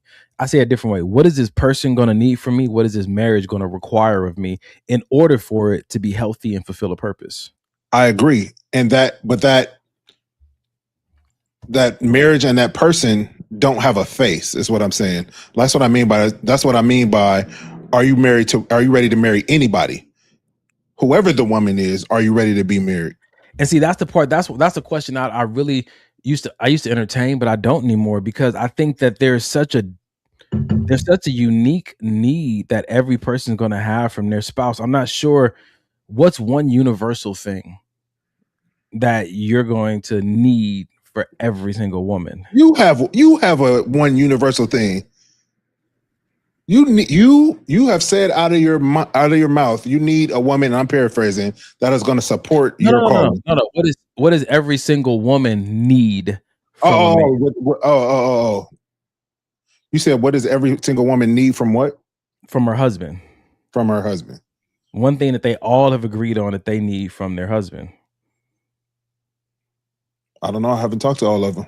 Exactly. You know, but I know there's one thing that I need. Like for me, if I know that I'm having struggles in this area, I know that I'm not ready to be married yet. I don't need to go and ask a million women if they're okay with it. I know. I got you. That's the self-respect. There's a self-reflective point. Right. I'm going back to your initial question about you saying, like, if I'm going to marry anybody, mm-hmm.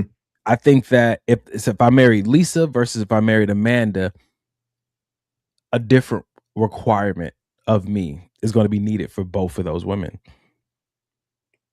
So, okay. So you don't think there's anything similar that you would do in any of those two marriages? Nothing at all? Between those two, possibly. But I'm saying across the board, which is why when I have that conversation, I'm not like, fellas, this is what you need in order to verify that you can marry and be successfully married to any woman.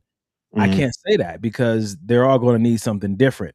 What I can say, though, is when you go back to this self-trust, every woman doesn't require that. And that's just the truth of the matter. You know what I'm saying to you? So when I look at it from that lens, I think it is wise to approach this question of what makes you ready for marriage starts with how much of you have you dealt with. And then you get to a place of identifying, and maybe it's different for men and for women. But as a man, I get to this place of when I identify who it is, then I continue the customization.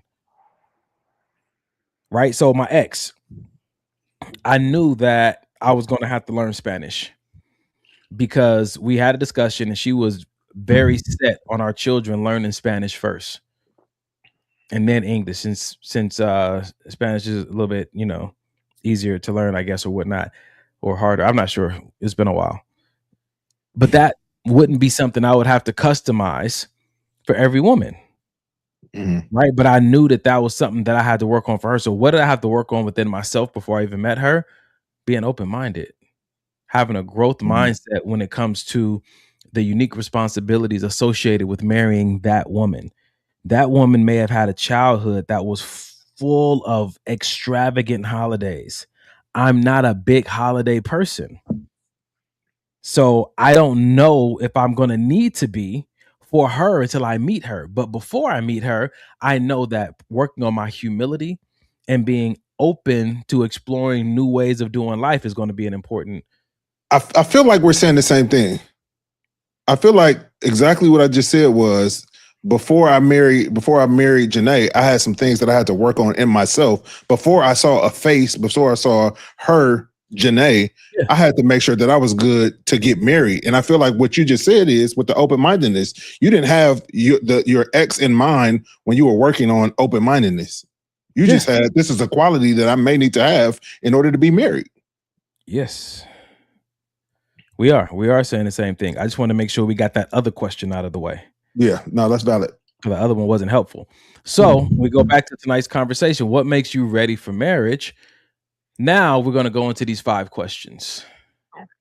So I was online this week, and these 5 questions showed up. And the question was, let me know if you can you still hear me, bro? Mm-hmm. It says, never marry a woman until she passes these 5 tests. Now I know that is already a tough one to digest for a lot of people because you ain't about to test me into matrimony, but yeah, we are. Some people do it consciously, some people do it subconsciously. We had on the podcast a few weeks ago, we exposed a lot of the subconscious tests that people are running together that they don't even know they are. Like, I'm just gonna walk on this side of the street and see if he steps over here, and I'm gonna wait at this door and see if he opens the door. Like, you know what I'm saying to you? My subconscious test. I'm gonna open the door for her and then see if she tries to open up my door. These are still subconscious tests, even though I'm not testing nobody. Yeah, you are. You know what I'm saying? I'm gonna pull out my car and see if he asks me to pay or whatever it is. So let's just, for the sake of this conversation, just be open-minded. We're not here to prove anything or to say that this post are correct. All we're saying is we want to have a conversation about it. If you don't agree, put it in the chat. We'll put it on the screen. So you ready, bro? Let's get it. Never marry a woman until she passes these 5 tests. First one is the stress test. Watch her when life gets hard, when she's tired, overwhelmed, or disappointed. Does she stay respectful and emotionally balanced, or does she become harsh, chaotic, and impossible to talk to? How do you feel about that one as the first test?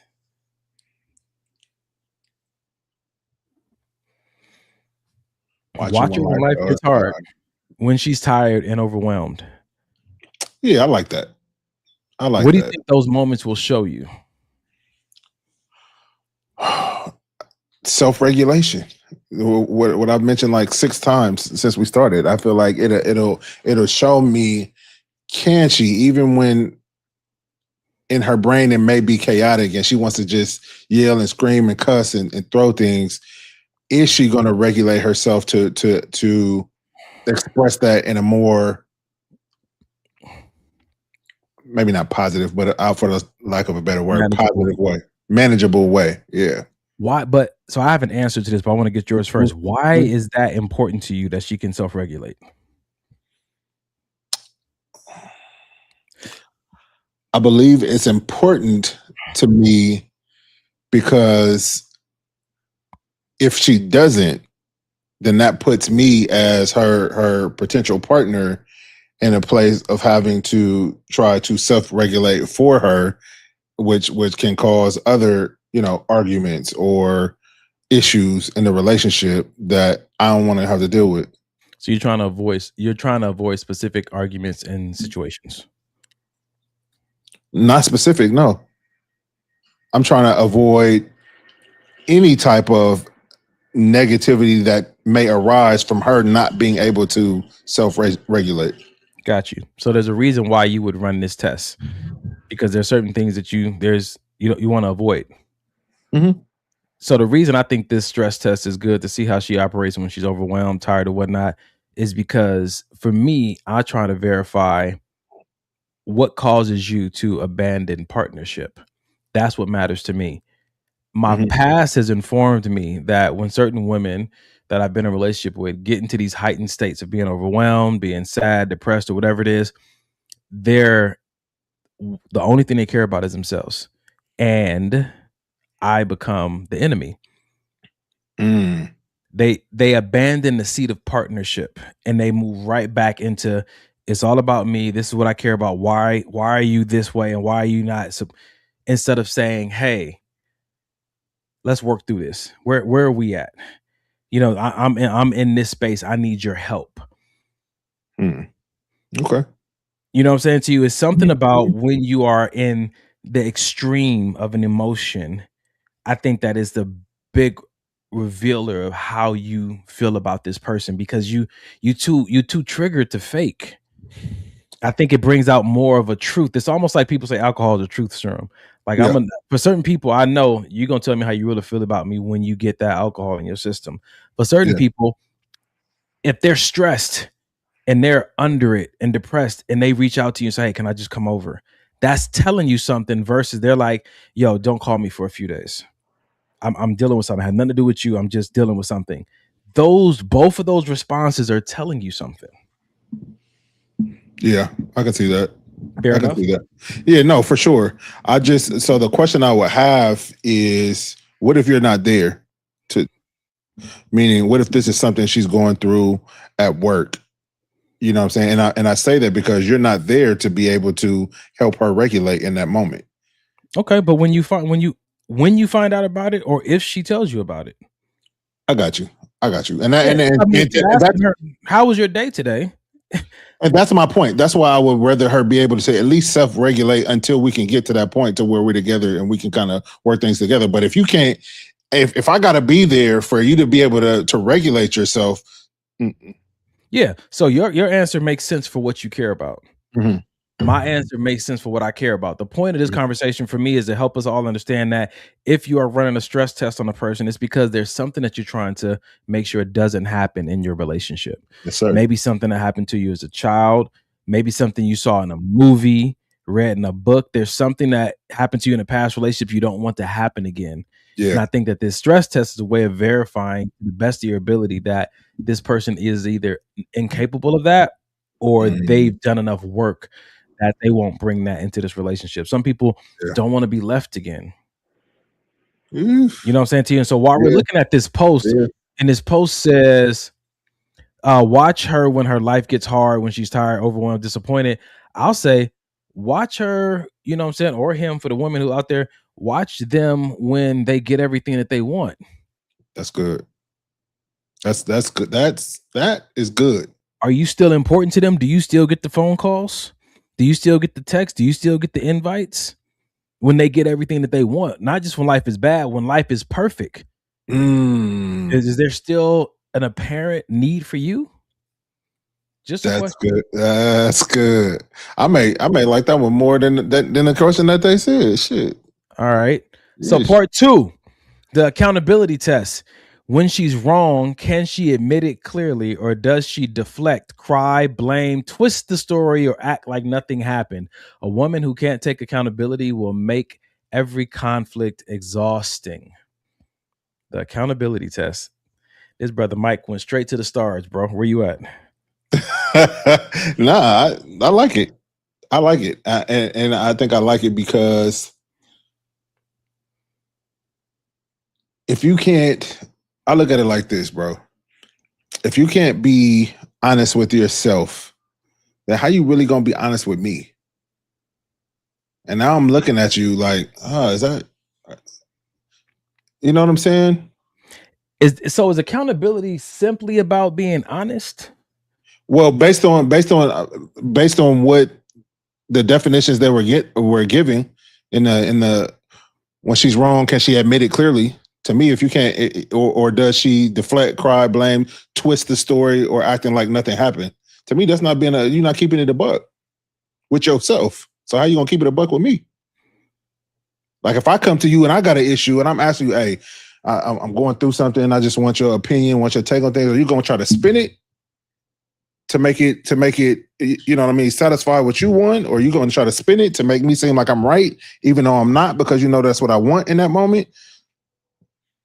It's not reliable. I think that when I think about accountability, I think about a willingness to endure some embarrassment. I think that it's not just about being honest. It's about giving exposure to things that you might be ashamed about as well.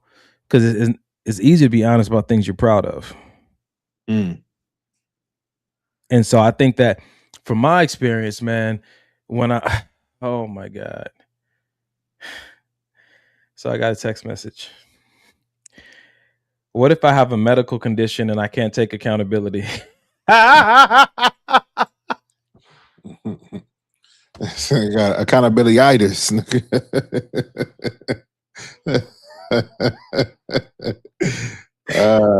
So one of my friends said Latinas have this condition. It's pretty common. So let me tell you a funny story, dog. I remember I was in a relationship or a premarital relationship back when I used to do those. And I had a conversation with this young lady, and I was like, I've never met someone as prideful as you are. It was a learned behavior. Yet and still, it showed up in the most inopportune times and created such a great disadvantage for us to continue to bond in a way that would lead to marriage. And I think that anyone who lacks accountability, who lacks the ability to take accountability or has this medical condition, I think that I accept you for who you are, but you should also tailor your expectations when it comes to the dating environment of the kind of man you can get.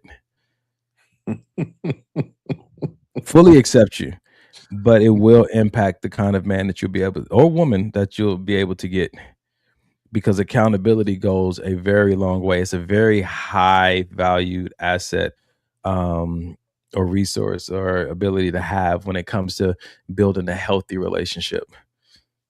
Two people that take accountability that's a different kind of fabric or building material. It is. What if you have a medical condition? It's hilarious. That made me think of somebody with Tourette's. Listen, it wasn't me, man. I gotta. That's like people get old and they get senile. Like, listen, I gotta. That doesn't allow me to take accountability. All right, you ready for number 3? Yeah, man. The respect test. Pay attention on how she speaks to you when she's upset. Does she protect your dignity, or does she insult, belittle, mock, and use your weaknesses against you? The respect test. Pay attention to how she speaks to you when she's upset. What do you think about that test? How she speaks to you when she's upset. Yeah.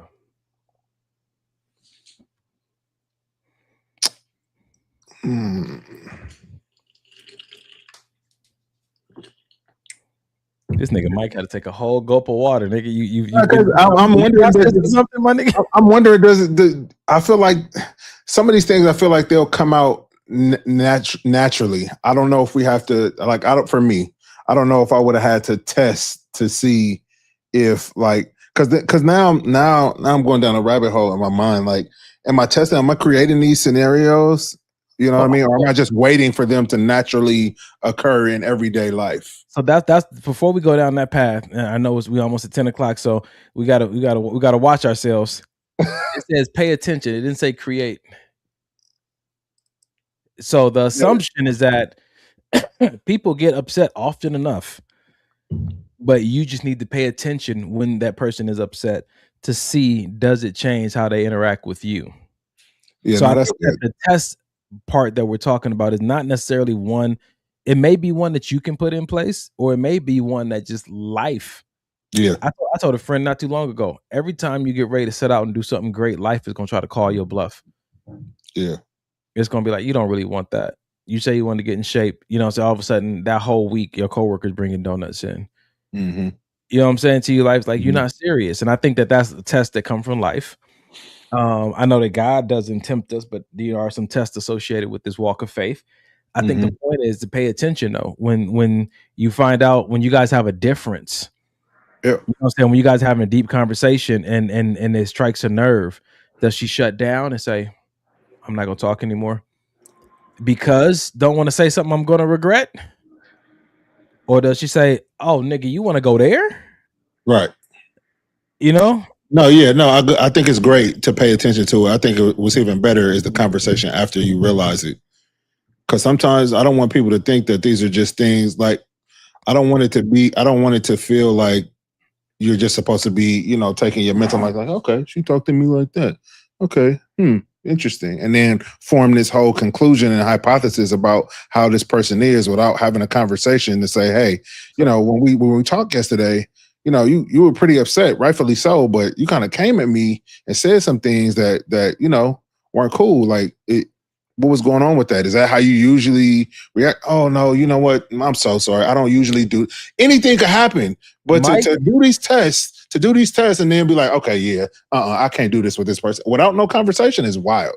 Mike is the kind of high school teacher that lets you come in on the weekend and make up for a test you didn't study for. When the whole class had the textbook, had the notes, you just showed up and performed poorly because you prepared poorly.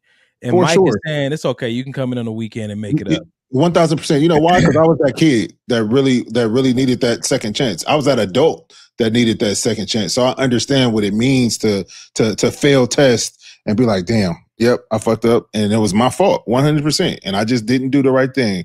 But please, like, let me show you what I can do. So yeah, I will be that teacher for sure. Somebody asking for a retake versus you just offering one is two different scenarios. And for me, it's one thing we talking about a diploma. It's another thing we talking about your heart. Well, you said school, nigga, so I'm talking about school. Exactly. But I'm saying that if you're talking about the situation of her being disrespectful in a conversation and you're going to ask her in a conversation like you kind of was out of pocket and she's going to say, oh, I don't normally do that. So you're saying you're going to go off what she says. What do you do with what she did? What do you mean? What do I do with it? When I'm a spanker? I'm a lever? Like what you mean? What I'm gonna do? Does what she actually did in the moment hold any weight, or only what she's saying? Oh, I normally do this. That was a mistake. I think the whole thing about Grace is to not live in what she did, right? Especially if we talking about spouse and partner.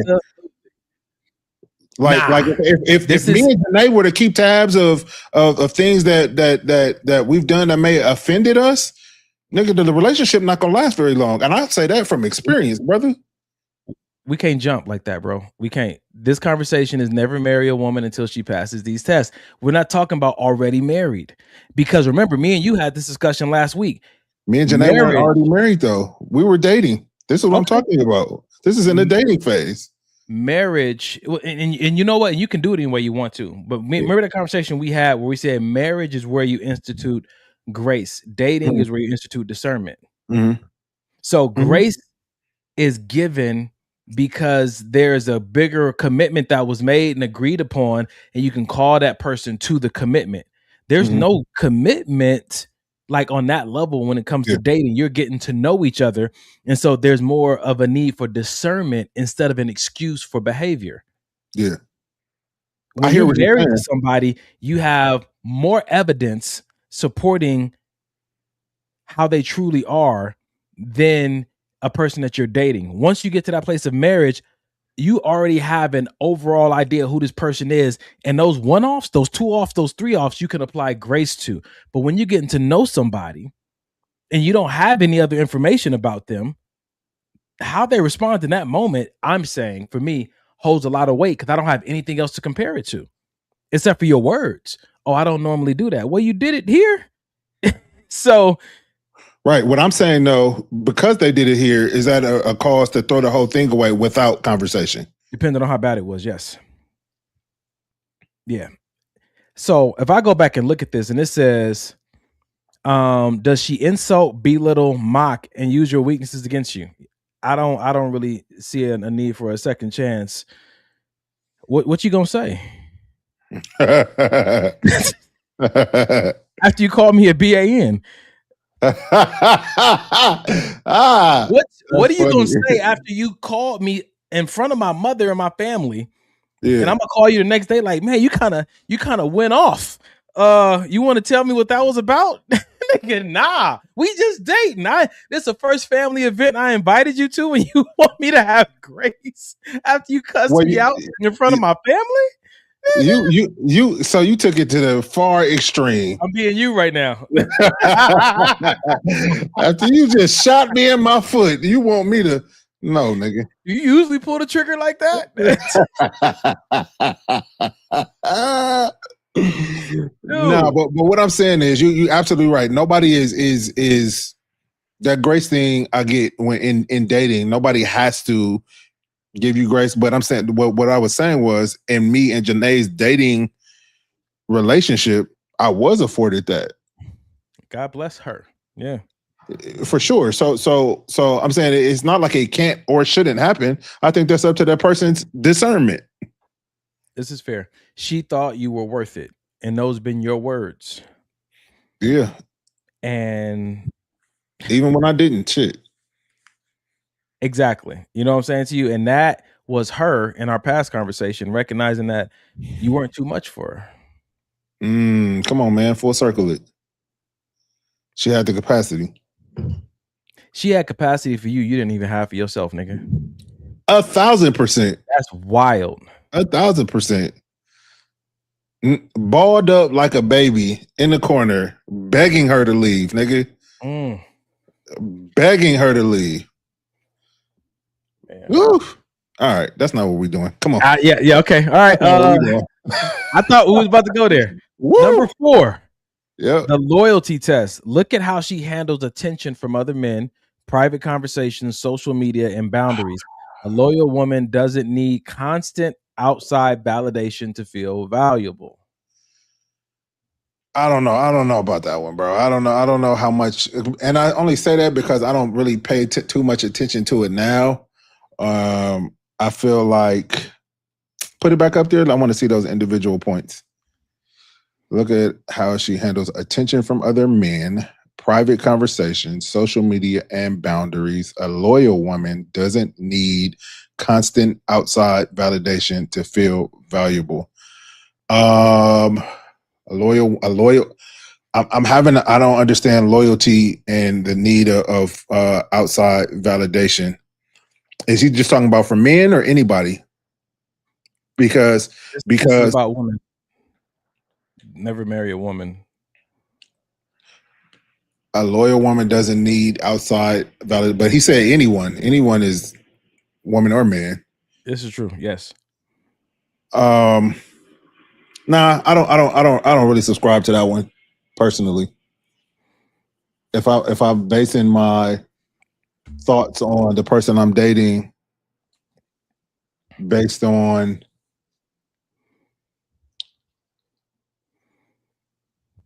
attention, how she handles attention from. So let me tell you my struggle with this.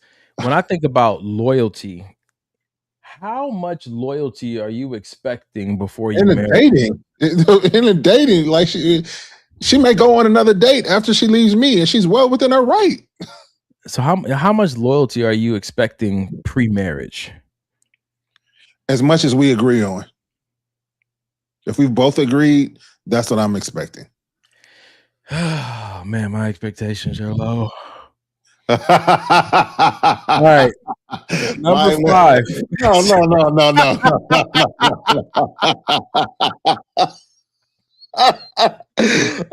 Nigga pulled up number 5 so quick. People gonna do whatever they want, nigga. No, they are. That's the thing. They 1,000% are. So in your mind, you're saying because people are gonna do whatever we want, we don't have to have no rules. This is the wild, wild west. You're gonna do what you want. I'm gonna do what I want. The end. Until we get married. You just marry somebody who you believe wants the same things you want while holding space for them to change their mind at any moment. But people can't do that when they get married. People don't change their mind when they get married. I'm saying they can, even though they say till death do us. I think we need to have a whole episode just about marriage vows. What are we saying? Ain't that on? Shit. What are we really saying? Anyway, I think everybody like my. I used to work in social work, and we had a psychiatrist there who worked with us, and she always said, "People are going to do what they want to do." Mm-hmm. You getting emotionally wrapped up in decisions they're making. They're going to do what they want to do. until they start addressing why they want it, the behavior is not going to change. Agreed. And so just because I don't want you to do it and you agreed not to do it in front of a pastor and at this ceremony doesn't mean that you're not ever going to do it. So the best I can do is prepare myself to give you grace because I want you even on your worst day. Mm-hmm. Number 5. This is wild. Number 5 says the conflict test. When there's a disagreement, does she want peace and understanding, or does she want control? Does she repair, calm down, and come back to the table, or does she use the silent treatment? That's really big for me, man, and it's big for me because I'm really, really big on communication, and if we can't communicate into to the point to where, you know, we're attempting to gain insight and understanding on what each other are saying, then for me, throw the whole relationship away. I don't even want it. I don't want it. Mm-mm. I don't wanna. It's good, man. Oh my God. Yeah. It's almost 10. I get it. It's almost 10. Beat him up. You know. Wow. Oh, okay. DJ, what were you about to say? back in the day. What were you about to say, sir? Or does she want control? Does she repair? Calm down. There's a verse in the Bible that says that a wise woman builds her house with her words, and a foolish woman tears it down. You know, and I think that it's wonderful in the dating arena to see how she handles disagreement. Mm-hmm. Because a woman is too quick to be agreeable is not a solution either. Agreed. Yep. And a woman who can't see a reason to have a conversation because there's a disagreement is not a good look either.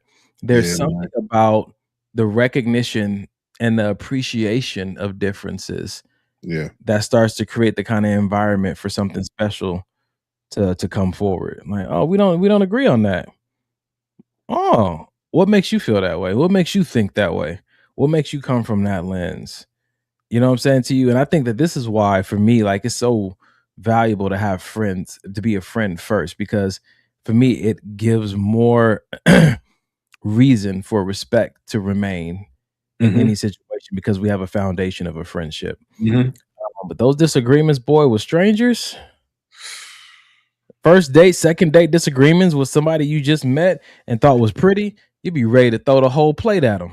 And social media disagreements where it started off as something super simple, and then it turned to, hold on, I don't even know you. I just asked a simple question. Never mind. Block, delete. Shit. Listen, it's a wild world. It is. Man. All right. So those were the 5, ladies and gentlemen. If you didn't catch them all, we said watch her when life gets hard. When she's tired, overwhelmed, or disappointed, does she stay respectful and emotionally balanced? When she's wrong, can she admit it clearly, or does she deflect, cry, blame, twist the story? Pay attention to how she speaks to you when she's upset. Does she protect your dignity, or does she insult, belittle, mock? Look at how she handles attention from other men, private conversations, social media, and boundaries. A loyal woman doesn't need constant outside validation to feel valuable. And when there's disagreement, does she want peace and understanding, or does she want control? Does she repair, calm down, and come back to the table, or does she use the silent treatment? These are some of the tests that somebody thought might be good to verify before you choose to say, I will marry this woman. And believe it or not, a lot of these questions come up in premarital counseling, how you handle different situations, which is why I'm such an advocate for premarital counseling. I'm an advocate for premarital counseling even before engagement. A lot of people feel like once I bought the ring, I got to go all the way through with it. But there's certain things you find out that you should be asking them. The most important question you can ask a woman is not, will you marry me? There's so many other important questions to ask before you get to that one. For sure. God, dog. Because that question may end up not being necessary. Oh, shit. That's fact. Maybe my nigga. Right. So I got some I got some stuff coming in over here on my IG. Wait, hold on. Oops. One person put, what if she is loyal, but a social media influencer who runs a business whose job it is to gain traction on social media and attention? I think that went back to when we were talking about a woman that wants attention from the opposite sex. So she's saying, what if that's her job, to gain attention and possibly from the opposite sex? Would the partner need to kind of jump on board, be okay with it, have a little bit more understanding because this may be a different type of situation? Or is it just like, no, I don't want to be with me, you can't want that? I think that is easier when you're talking about a job, because a job does something very clear. It brings you a paycheck. Yeah. If you can replace that income, then you can solve that problem. All right. One more. Fan Freaking Tastic said, I go silent for a little bit to process the situation and not act on emotion. I come back and we talk it out. My fiance is patient enough to give me my space while I process. That's good, man. Don't abuse that patience. Offer information before situations require it. If you know they're the kind of person that gets silent, don't wait until a situation shows up. You guys go through a process and then try to explain. I get silent. If you know that about yourself while you're having basic conversations, say, hey, you know something interesting about me? When situations get tense or I feel defensive or whatnot, I shut down for a little bit, but after a few hours or a day or two, I always come back. You can say that ahead of time. It makes it much now we're more good. because oftentimes we feel like I have a peaceful or a patient man. I'm so blessed. Peace and patience run out. Both of them. How do you make sure that he can stay in a place of peace and patience? Offering information before the situation. Yeah. That's their ability. Yeah. That's good, man. That's solid. That's solid. Ah, man. Well, at the end of every show, ladies and gentlemen, we'd like to leave you guys with a resource. Hopefully something that we said tonight touched you in a way you're like, oh, I got some things I might want to work on. It also may hit you in a place of, man, like I'm feeling some type of way. I got triggered. Well, here's a resource, 988. That's a number you can call. These counselors are ready to hear from you. Like they're on the phone ready to hear you vent, or they can connect you to a support group, connect you to a psychiatrist, connect you to a therapist. It can connect you to different resources that you may need. You're having trouble raising your children. You think they're bad, or you know what I'm saying, you're one of your children being bullied at school, or you're having issues with your spouse and you're not sure how to get out of it and they're putting their hands on you, or you just want to learn how to be a better listener because your spouse saying you don't listen well. Whatever it is that we said tonight you need some help with, you can call this number and get connected to a resource that can help you develop in that arena. Whatever it is, if you struggle with taking accountability, you can call this number, no lie, and they can get you connected to the resources and the groups that will help you understand what accountability truly is and how taking it keeps you from sabotaging your own happiness. So thank you guys for joining us tonight. If you want to see us stay on the air, please contribute. We have a Cash App. It's $88 a month for us to stay on here. We are crowdfunded, $5, $2, $80 helps. You can go to our Cash App, $ maybe this will help. If it's on your heart, if you don't have Cash App, please send us a DM. And we can tell you other ways to get cash over to us so that we can stay on the air. We appreciate you guys tuning in. Of course, go to our social media. We'll be posting little clips of tonight's show there, and you can continue to engage. And as a finisher, Carrie said, I am clearly not ready for marriage. That's her conclusion for the night. Hey, and that's good, though. Self-awareness is so good, bro. Yeah, when you have that moment of clarity, like, oh, shit. Maybe I thought I was, but maybe I still need to do a few things here and there before I make that commitment. That's dope. Listen, Ferguson Mars said, amazing show. I was fed. Man. That's what I need. Feeding. I'm hungry as shit. Listen, I'm praying out. Mike over here. Thank you, Father God, for this night of conversation. We pray that those who tuned in walked away with something valuable that will help them continue to evolve and mature into who they've truly been called to be, who they've been designed to be. We thank you for just no technical difficulties tonight. And we just thank you, Father God, that we have this brotherhood and we both accepted the call to contribute to our generation in this way around things relationship. So as we rest tonight, Father God, just visit each of us, continue the conversation that we may capture it in a very practical level, that we can start applying it as soon as tonight or maybe even tomorrow. There's some conversations that we are not having, them some toxic ways that we've been being with our parents and our children or our loved ones. Father God, help us to get out of our own way. Help us to just choose the path of maturity, and help and heal us where we're hurt, where the hurt that we've endured is stopping us or preventing us from walking down those mature paths. We trust you and we thank you. In Jesus' name, amen. Amen. Hey, before we get out of here, I just want to say I'm patting myself on the back because I don't know if you saw it, but at the beginning of the show, I had the regular lighting, the pink and the blue. By the time the show ended, I had the little aqua going on in the background. You know what I'm saying? You didn't even, it's fine. It's fine. Get us out of here. It's fine. I feel unseen, but it's fine. See, this is my point. So listen, if I'm not on the show next week, then y'all already know why. Ladies and gentlemen, thank you guys for joining us tonight. Have a good night. We'll see you next Sunday.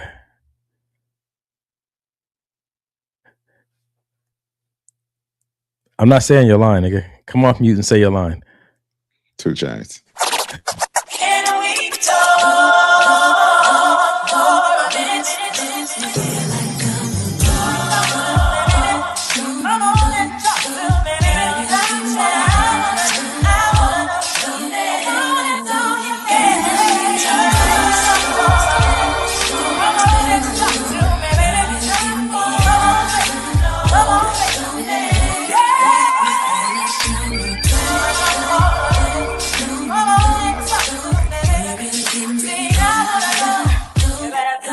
Come and talk to me. I really wanna meet you, girl. I really wanna know your name. Maybe this will help.